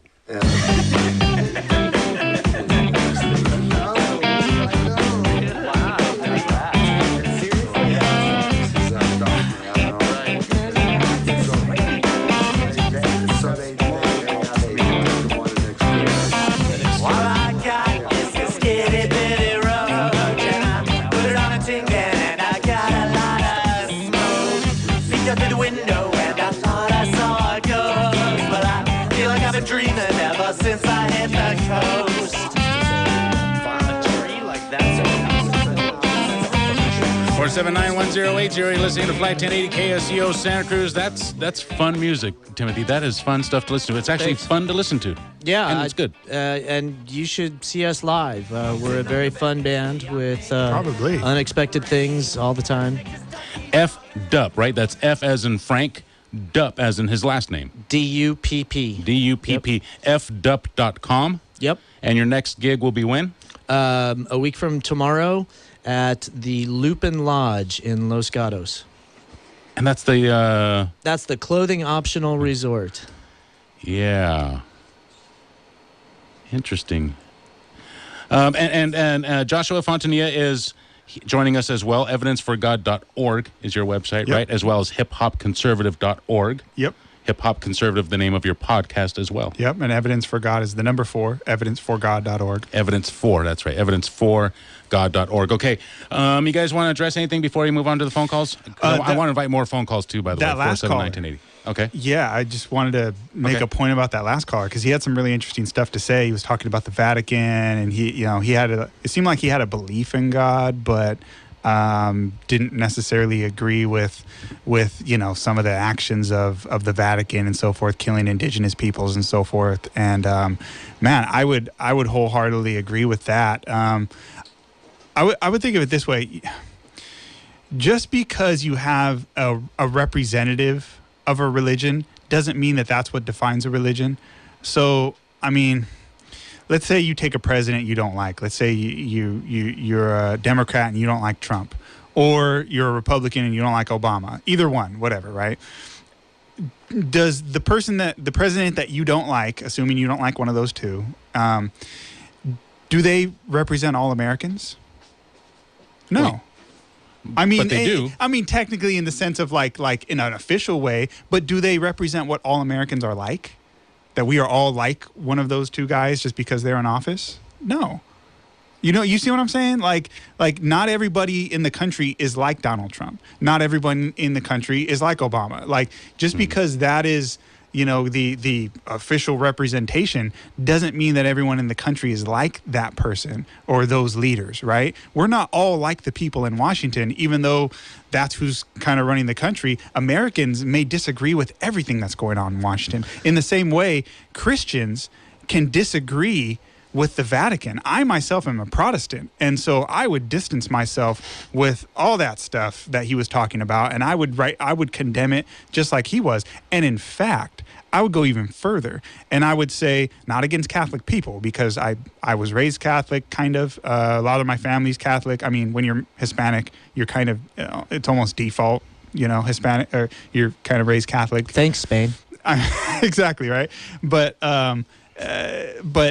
not against all Catholics, but I would say the Bible points to the Vatican specifically and condemns what's going on and the bad things that are going on at the Vatican, specifically in prophecy, just like it condemned many of the things that went on in ancient Israel. And so I think God would agree with him as far as the abuses that come from major organized churches. 479-1080. You guys want to get to some phone calls, Timothy? You want to respond? Yeah. Okay. All right. Let's see who is up next. It's going to be Alan calling from Monterey. You're in the air. Hi. Years ago, I went to kind of a layman's Bible school, and when we studied the Old Testament, there was the first verse, what is it? In the beginning, God created the heaven and the earth. In the next verse, according to the person who was teaching, he did a lot of research on it. He said it should be, and the earth became void. A lot of people don't see it. They say, and the earth was void. If it became void, that left umpteen amount of years before that time where dinosaurs and whatever else could have happened. So you're saying it was a mistranslation? Yeah, according to these people that did the research, the teacher, he said that the translation from the original, I'm not sure if it was Greek or what language that was, is that part of the Bible? Hebrew. He said the original translation said the earth became void. Could be. I never read it in Hebrew. Yeah, I would disagree. I mean, respectfully, I don't think that's what the original Hebrew said. I think it would be pretty easy to go back into a Strong's Concordance and look at the terms and see that it's not something where it became void. I mean, I think perhaps you were misled. That's, I mean, with all respect. You think that happens with religion, that people are misled? Absolutely. Absolutely. I just said the same thing about the Vatican. Yeah. Thank you for your call, theory Alan. on it. You have anything else you want to say?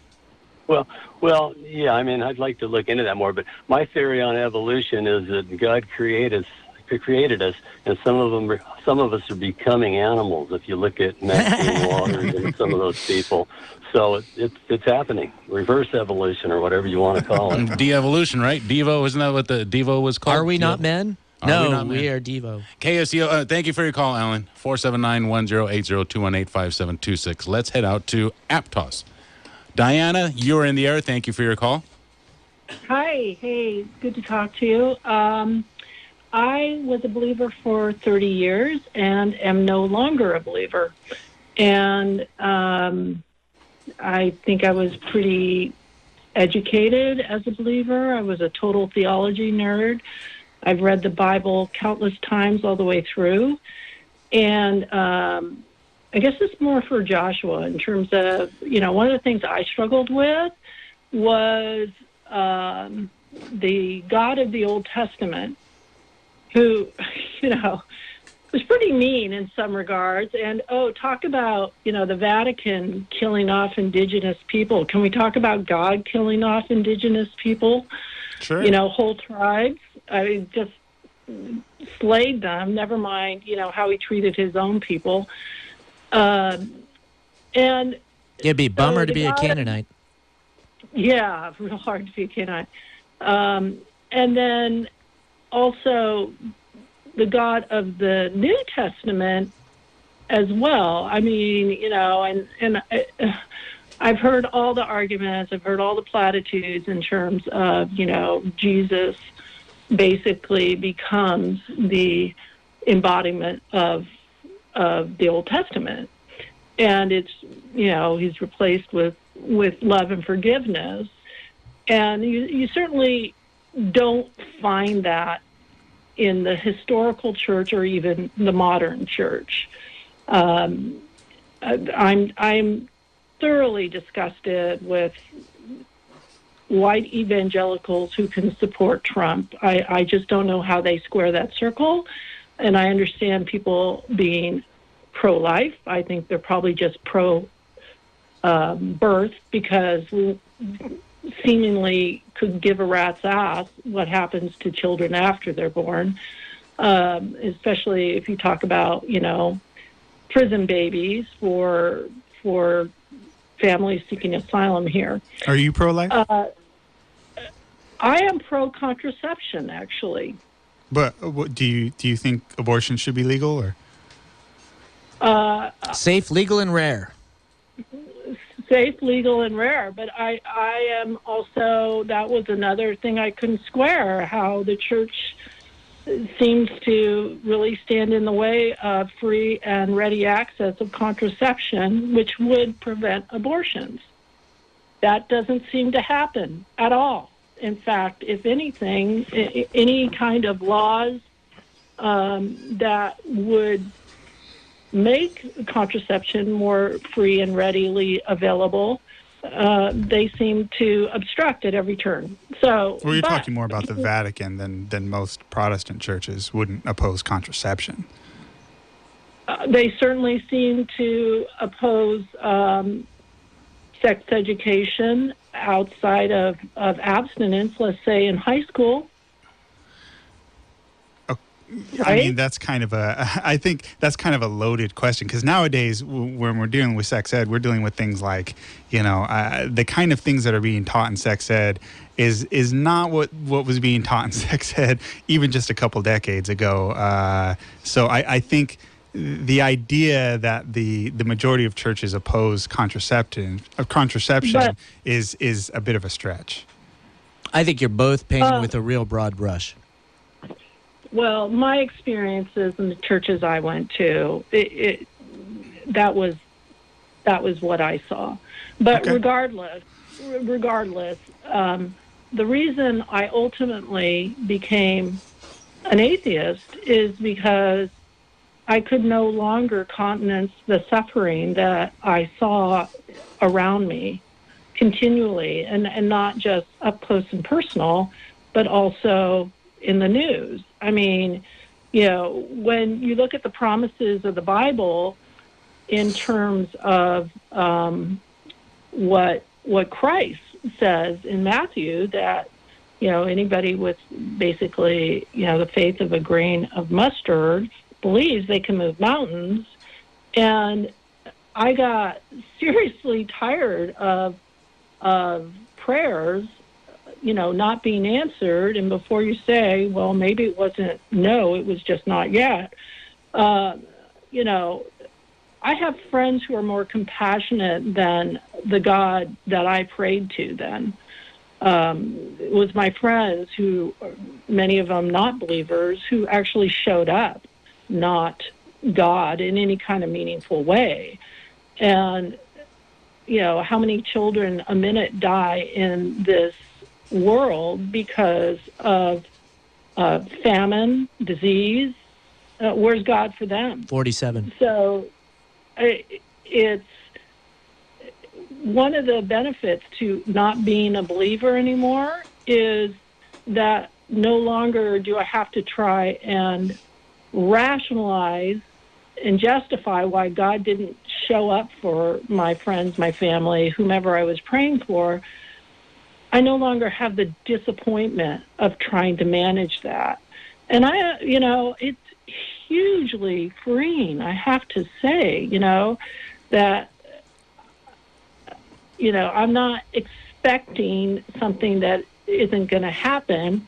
And the rare occasion that it did happen, instead of it just being a coincidence, which it could happen, or out of my own earnestness and efforts, somehow giving credit to a God that more often than not doesn't do a thing.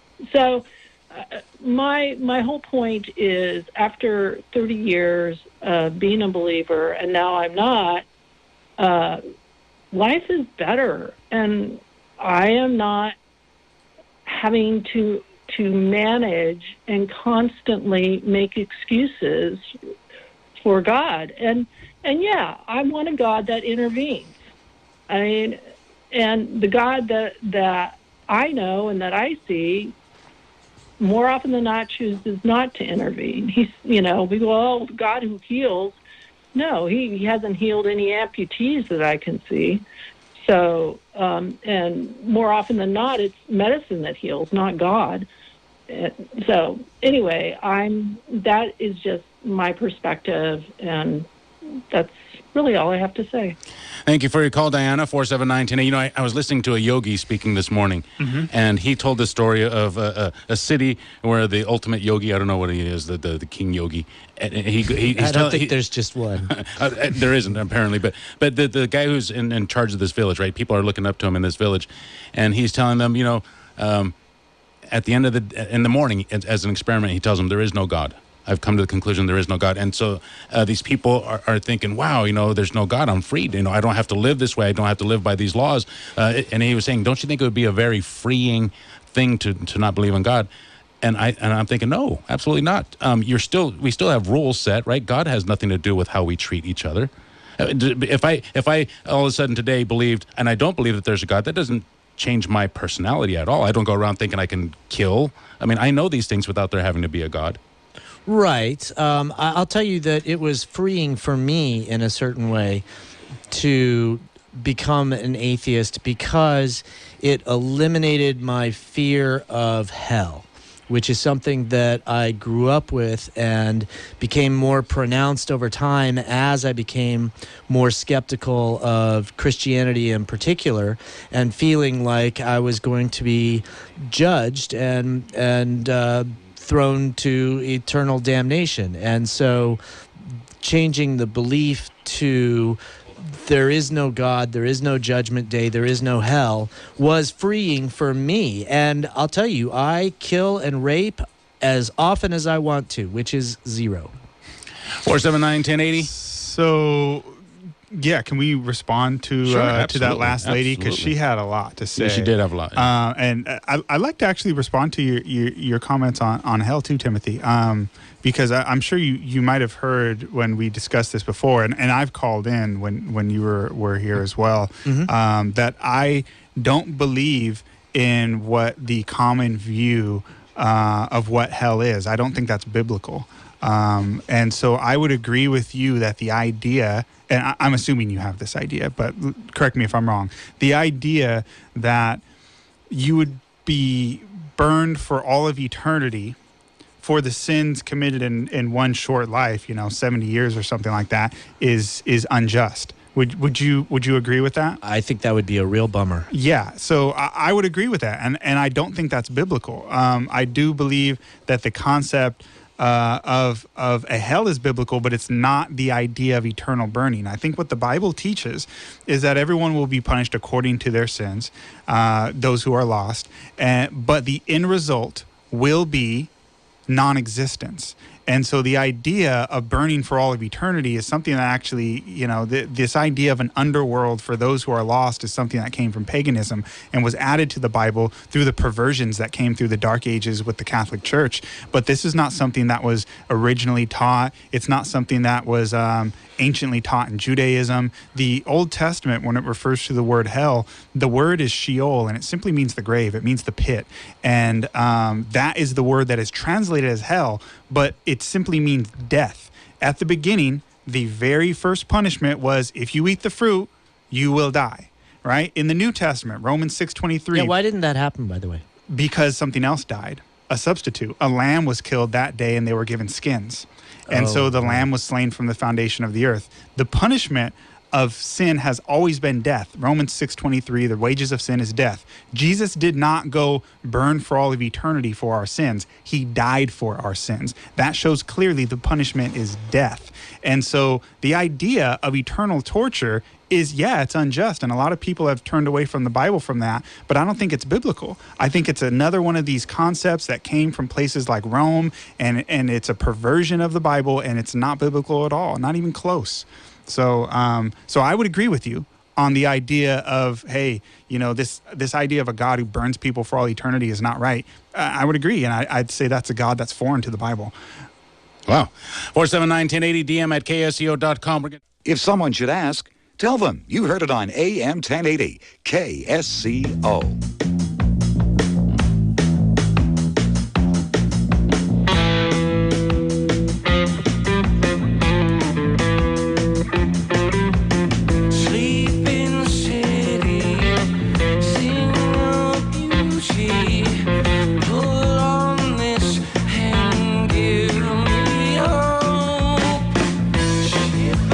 Clearly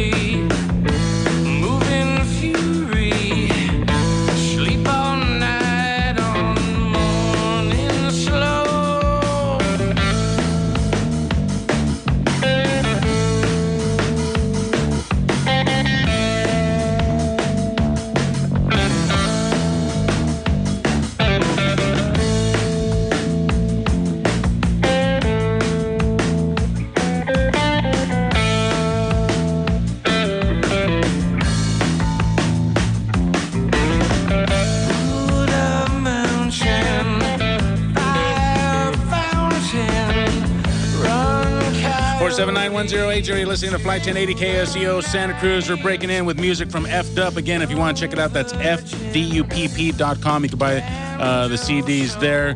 Joshua Fontanilla is joining us. He's with Evidence 4, that's number 4, God.org. Timothy Walton, he is who you hear playing in the background there, that track, fdupp.com. All right, you guys, what do you want to do now? I want to respond to Diana. Okay. Because she had a lot of good points, and well, she had a lot of points. I wouldn't agree with them, but I think I'd like to respect her views and give some time to respond to them. First, I would say, I did ask her the question if she was pro-choice or pro-life, and she kind of hemmed and hawed at first, but then admitted that she believes that abortion should be legal. And I would respectfully say that anyone who brings up the Old Testament argument of, hey, the Canaanites were killed, but at the same time is okay with abortion being legal, I think you've lost all moral grounds.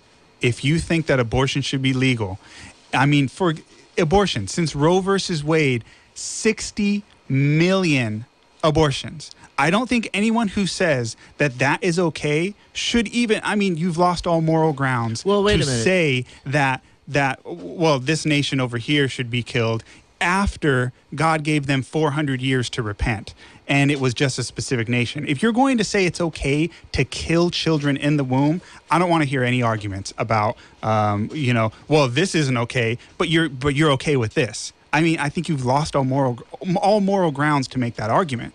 I'll answer the argument, but I would say it's hypocritical for somebody who believes in abortion being legal to even bring that up. But I'll answer the argument. Well, so what about the killing of disobedient children who have been born? Well, again, I would say if you think that's wrong, but you think it's okay to kill a child in the womb, sometimes on the way out, sever its spinal cord as it's coming out, I don't think you can even bring the argument up. You've lost the moral grounds to be able to make the argument. But you can still answer. I'll still answer it. So, okay, a child being killed who's disobedient. That was an Old Testament law. Absolutely it was. I would say that the purpose of laws is not to give out punishment. The purpose of laws is to act as a deterrent. That is the purpose. That is the purpose of laws. We don't create laws against stealing just so that we can catch people because we like catching people for stealing. You do it to avoid theft from happening. In the same way, you don't create laws like that in the Old Testament because God loves seeing kids getting killed. He did it so that kids would respect their parents and it would never happen. I bet if you can look into the records of ancient Israel and ask how often that needed to be done, it didn't happen. The reason why was because they respected their elders. Whereas today, you have these kids in schools today who are just tell off your teacher. We've got videos of kids running up on their teachers and fighting them. And so, I think we look at those things with, oh, this is so horrible. But what's better? To have all this leniency and then these kids end up running wild and they ruin their lives, or to have the threat and it almost never has to get carried out and people live a good, happy life. Spare the rod, spoil the child. Exactly. I think it's a smart philosophy. Now, I wouldn't bring that back today. It was a different time.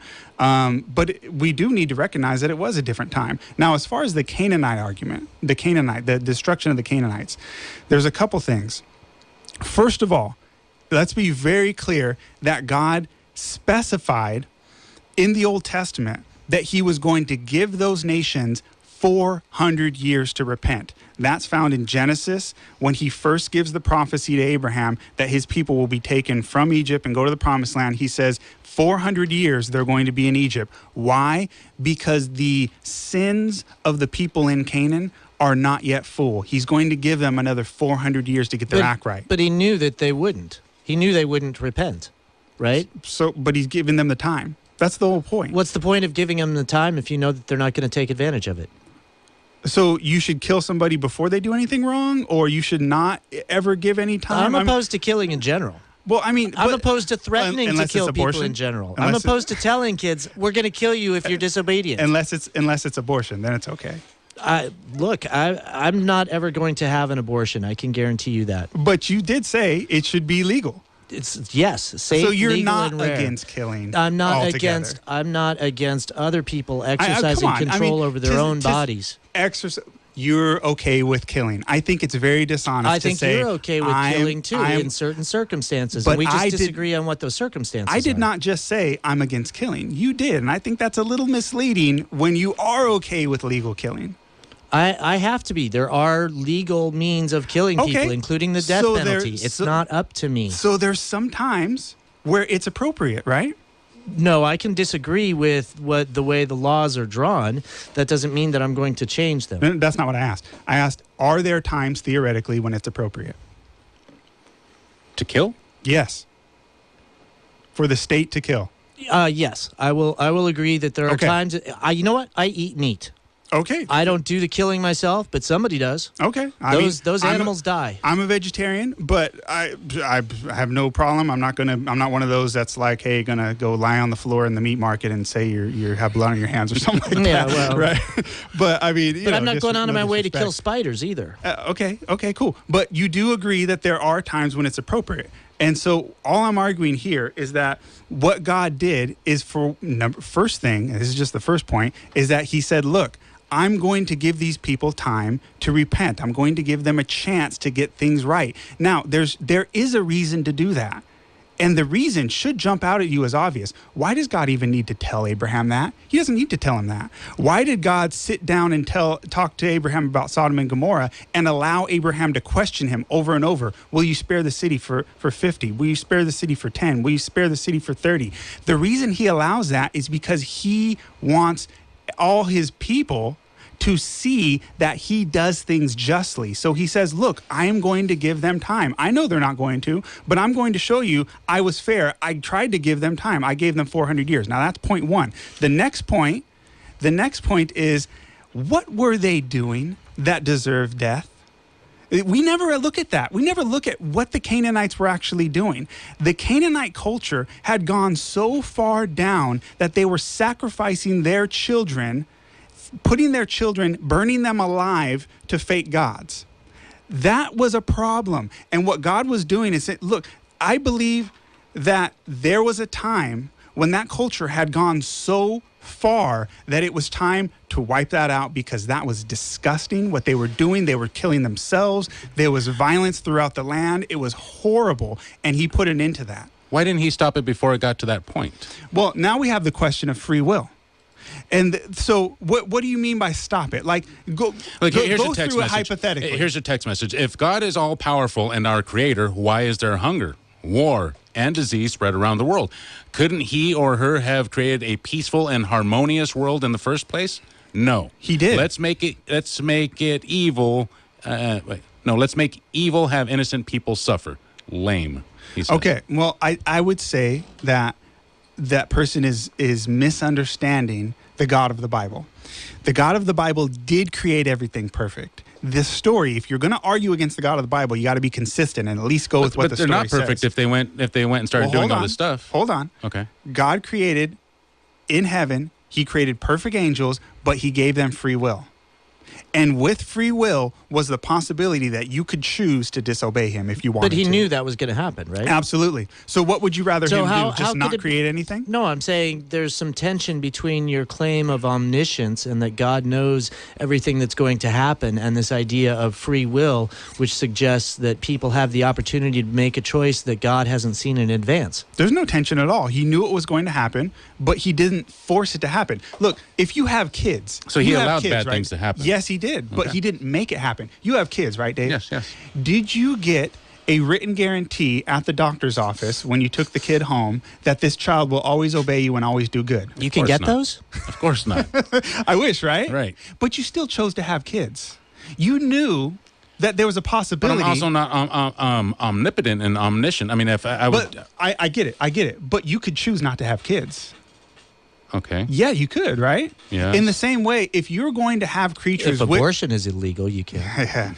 Well, yeah, okay. You could be abstinent, and not kill a child in the womb. But that's another question. So if you think, if you said, hey, you know what? I am willing, without a guarantee, because the love and the potential for love is so great, I am willing to take the risk and create this child that I know may disobey me and probably will.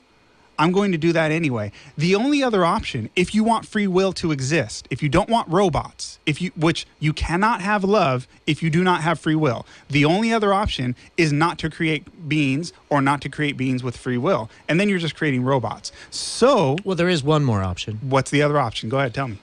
That God doesn't exist and we're all here by chance. Well... See, but that's not an option to the question at hand. We're debating whether or not God is just, not whether or not he exists. That's throwing a curveball to the entire discussion. The question is whether or not he's just right now. That's the question right now. But when we started, it was does he exist? I mean, that's ultimately what we want to know. But right now, we're talking about whether or not he's just. So deal with just the hypothetical. All right, so we'll assume let's deal with the hypothetical God is right now, as you describe. Yes, and he has given free will, but he knows what the choices are that everybody's going to make. Yes. Does that make him an accomplice? Yeah, I mean, does it conspiracy? Does it make you an accomplice for anything your kid does? No, but I'm not omnipotent. I'm not omniscient. I don't know what this kid. Choose not to have kids. I can't make him do things. Yes. And if I had that power and I allowed him to do bad things, here's then your option, Dave. Okay. Here's your options. You got two options. Okay. Let's say you have the power. You have the know-how, the technological know-how to make a robot. Okay. You got two choices. You can make a robot that does what you say, or you can have kids, or you can not have kids. You have the choice. I'll take a robot. Right? It's cool. It's cooler than cool, kids, right? for one thing, yeah. But people still have kids. I mean, even people who can make robots still have kids, right? Right. God had three choices, really. He could make nothing, or he could make beings that have free will, or he could make robots. And if he's choosing to make beings with free will, then the possibility is that they could choose to disobey him. Now, he could also say, you know what? I'm going to give them every incentive. I'm going to beg. I'm going to plead. I'm going to give them time. I'm going to say, I would rather die than you die for you to change your ways and come back to me, but I'm not going to force you. I don't know. That part doesn't make sense, but I get the thing about free will. I don't get the whole thing about dying for sins. I don't get how that pays for anybody's sins. That doesn't make sense to me. But I get the thing about free will. And if you're going to create this race and they have free will, there's always a chance they're going to turn their back on you. I get that. That's all I'm saying. Okay, I get that. 479-1080, you want to take some phone calls? We got a bunch of phone calls. Yeah. All right, let's get to it. Let's see who's up next. It is Eileen calling from Santa Cruz. You're in the air. Yes, gentlemen. Good evening. Fascinating. Hey. I tuned in rather late in the game, but I would love to send you both some care of the station, a fascinating overview. I went to a debate 10 years ago, and he had his rap sheets for people to take and to make copies. A brilliant man who was a lawyer in Southern California, and he had a debate with, ironically, a professor Christian at the university some 10 years ago, and he debated him into the corner. The evidence available in our universe shows that God really does not exist. High points. Miracles didn't happen then and don't happen now. He has details to these points, but I won't go all through them. I would like to send this copy to you. Yeah, I'd love to see it. Dependence of consciousness on the physical brain makes life after death unlikely. Existence of evil in the world, both human-created and natural, is more likely in a godless world. Evolution is more likely in a godless world. Divine hiddenness, a personal God that wanted a loving relationship with human beings, wouldn't be so hidden. The religious confusion in the world is incompatible with a God that wants us to get it right. The scale of the universe is so massive compared to the minuscule state of the earth. God's existence cannot be rescued by claiming the need for a first cause.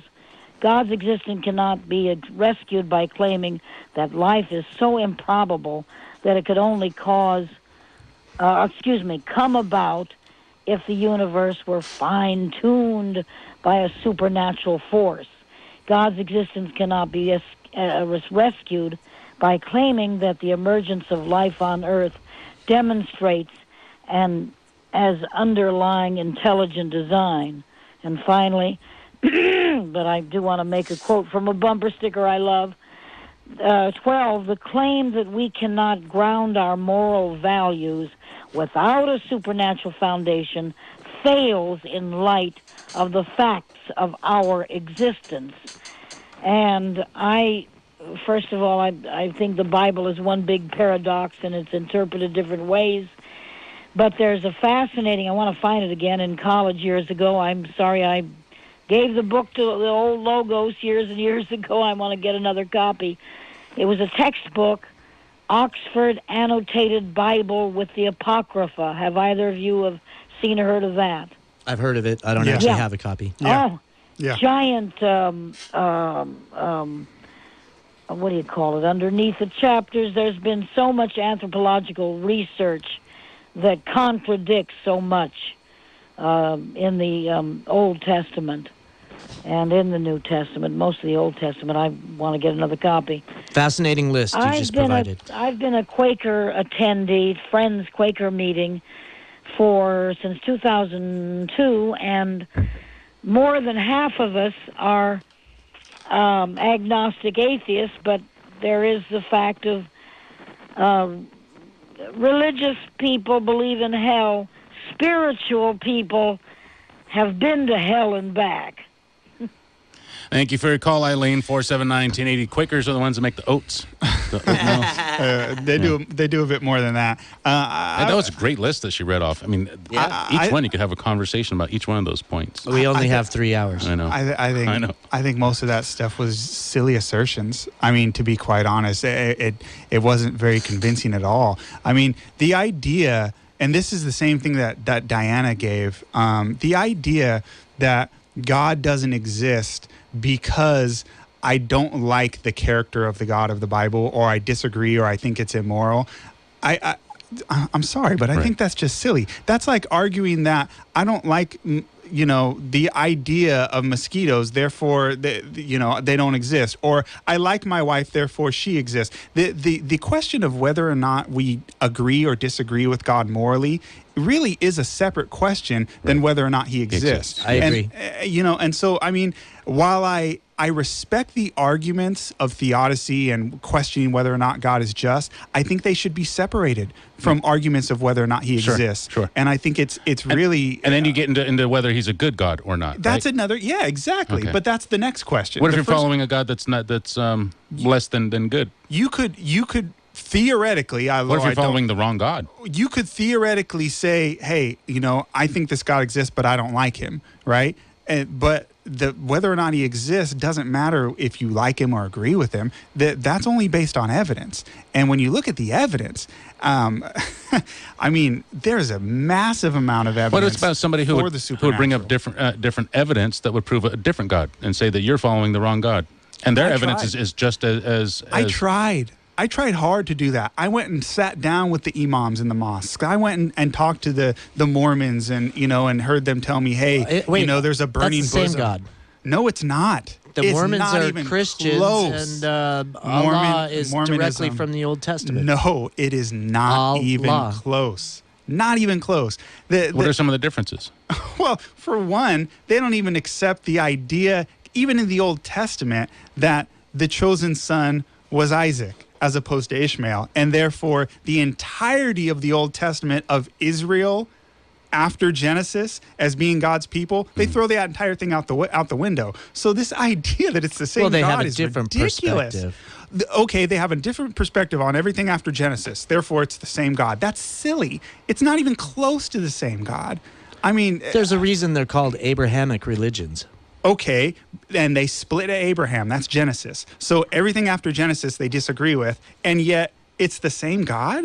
I mean, come on. Let's admit that that's silly. Is it any more silly than saying that the God of the New Testament is the same as the God of the Old Testament? Because there was a split there, certainly, between the Jews and the Christians.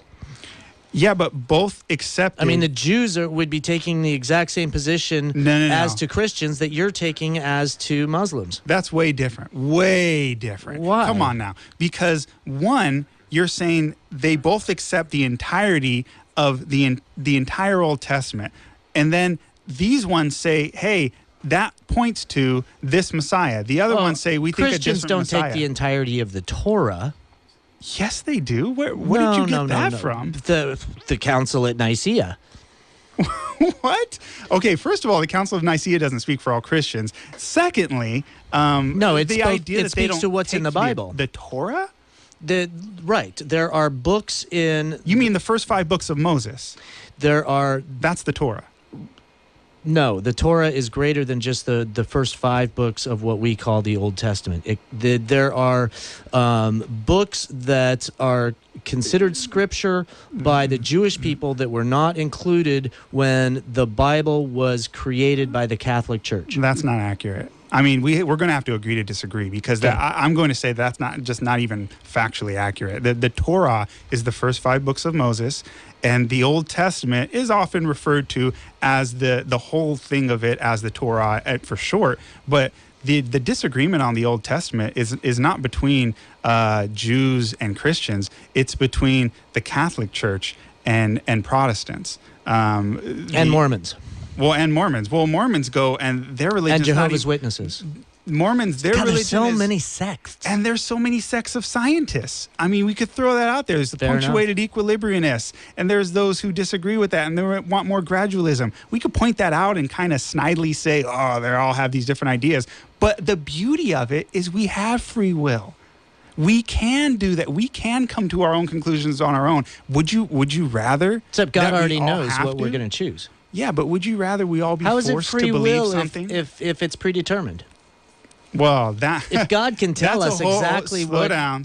You're jumping from subject to subject. I mean, we got to stay at least on a subject long enough to finish it. And, the idea. I don't think that's going to happen tonight. I'm in the middle of answering one thing, and you bring up another. I mean, predeterminism. That's a big another question there. The idea of come on, Calvin. Does that not tie into free will, though? I do not believe in Calvinism. Is not even close. That's well, but you said that God's omniscience means that He knows exactly what's going to happen. Which I did means not that say I know how He knows that. No, but He does. Okay. Right. So how does that go with predetermining things and making them happen? If He knows exactly what's going to happen, how can there be anything else that would happen? I didn't argue that. I just said that there's free will. If he did if he did know how things were going to turn out and he didn't do anything about it, that is allowing you to have free will, wouldn't it be? I don't see how. If He knows exactly what's going to happen. And if He knows that you're going to be a murderer and doesn't do anything about it and allows you to be a murderer, then He has allowed you to exercise free will. I think. How do you have free will if He knows that you're going to be a murderer, whether He does anything about it or not? If He knows that you're going to be a murderer, then you're going to be a murderer, and it's not up to you. I think these arguments are silly. These are the kind of arguments that you get when people say things like, "Oh, can God make a rock that He can't lift? But He can do anything. Therefore, these are silly. These are the kind of arguments that come from our Western mindset and are based off of our kind of logic. Our Greek culture.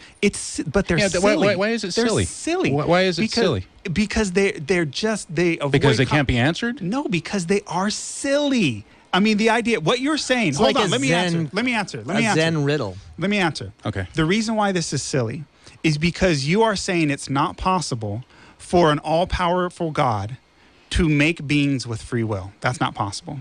No, we're saying that it's not possible for Him to be omniscient and create beings with free will. That is He silly. could be omnipotent without silly. being omniscient. I mean, we don't know how He knows.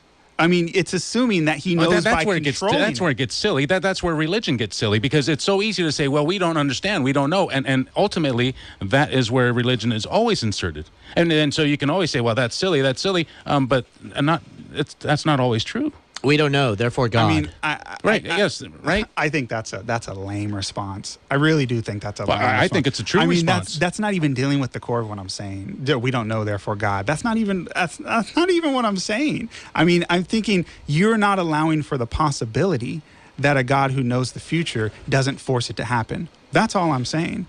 And to say that I'm saying, oh, we don't know, therefore God, I think it's a bit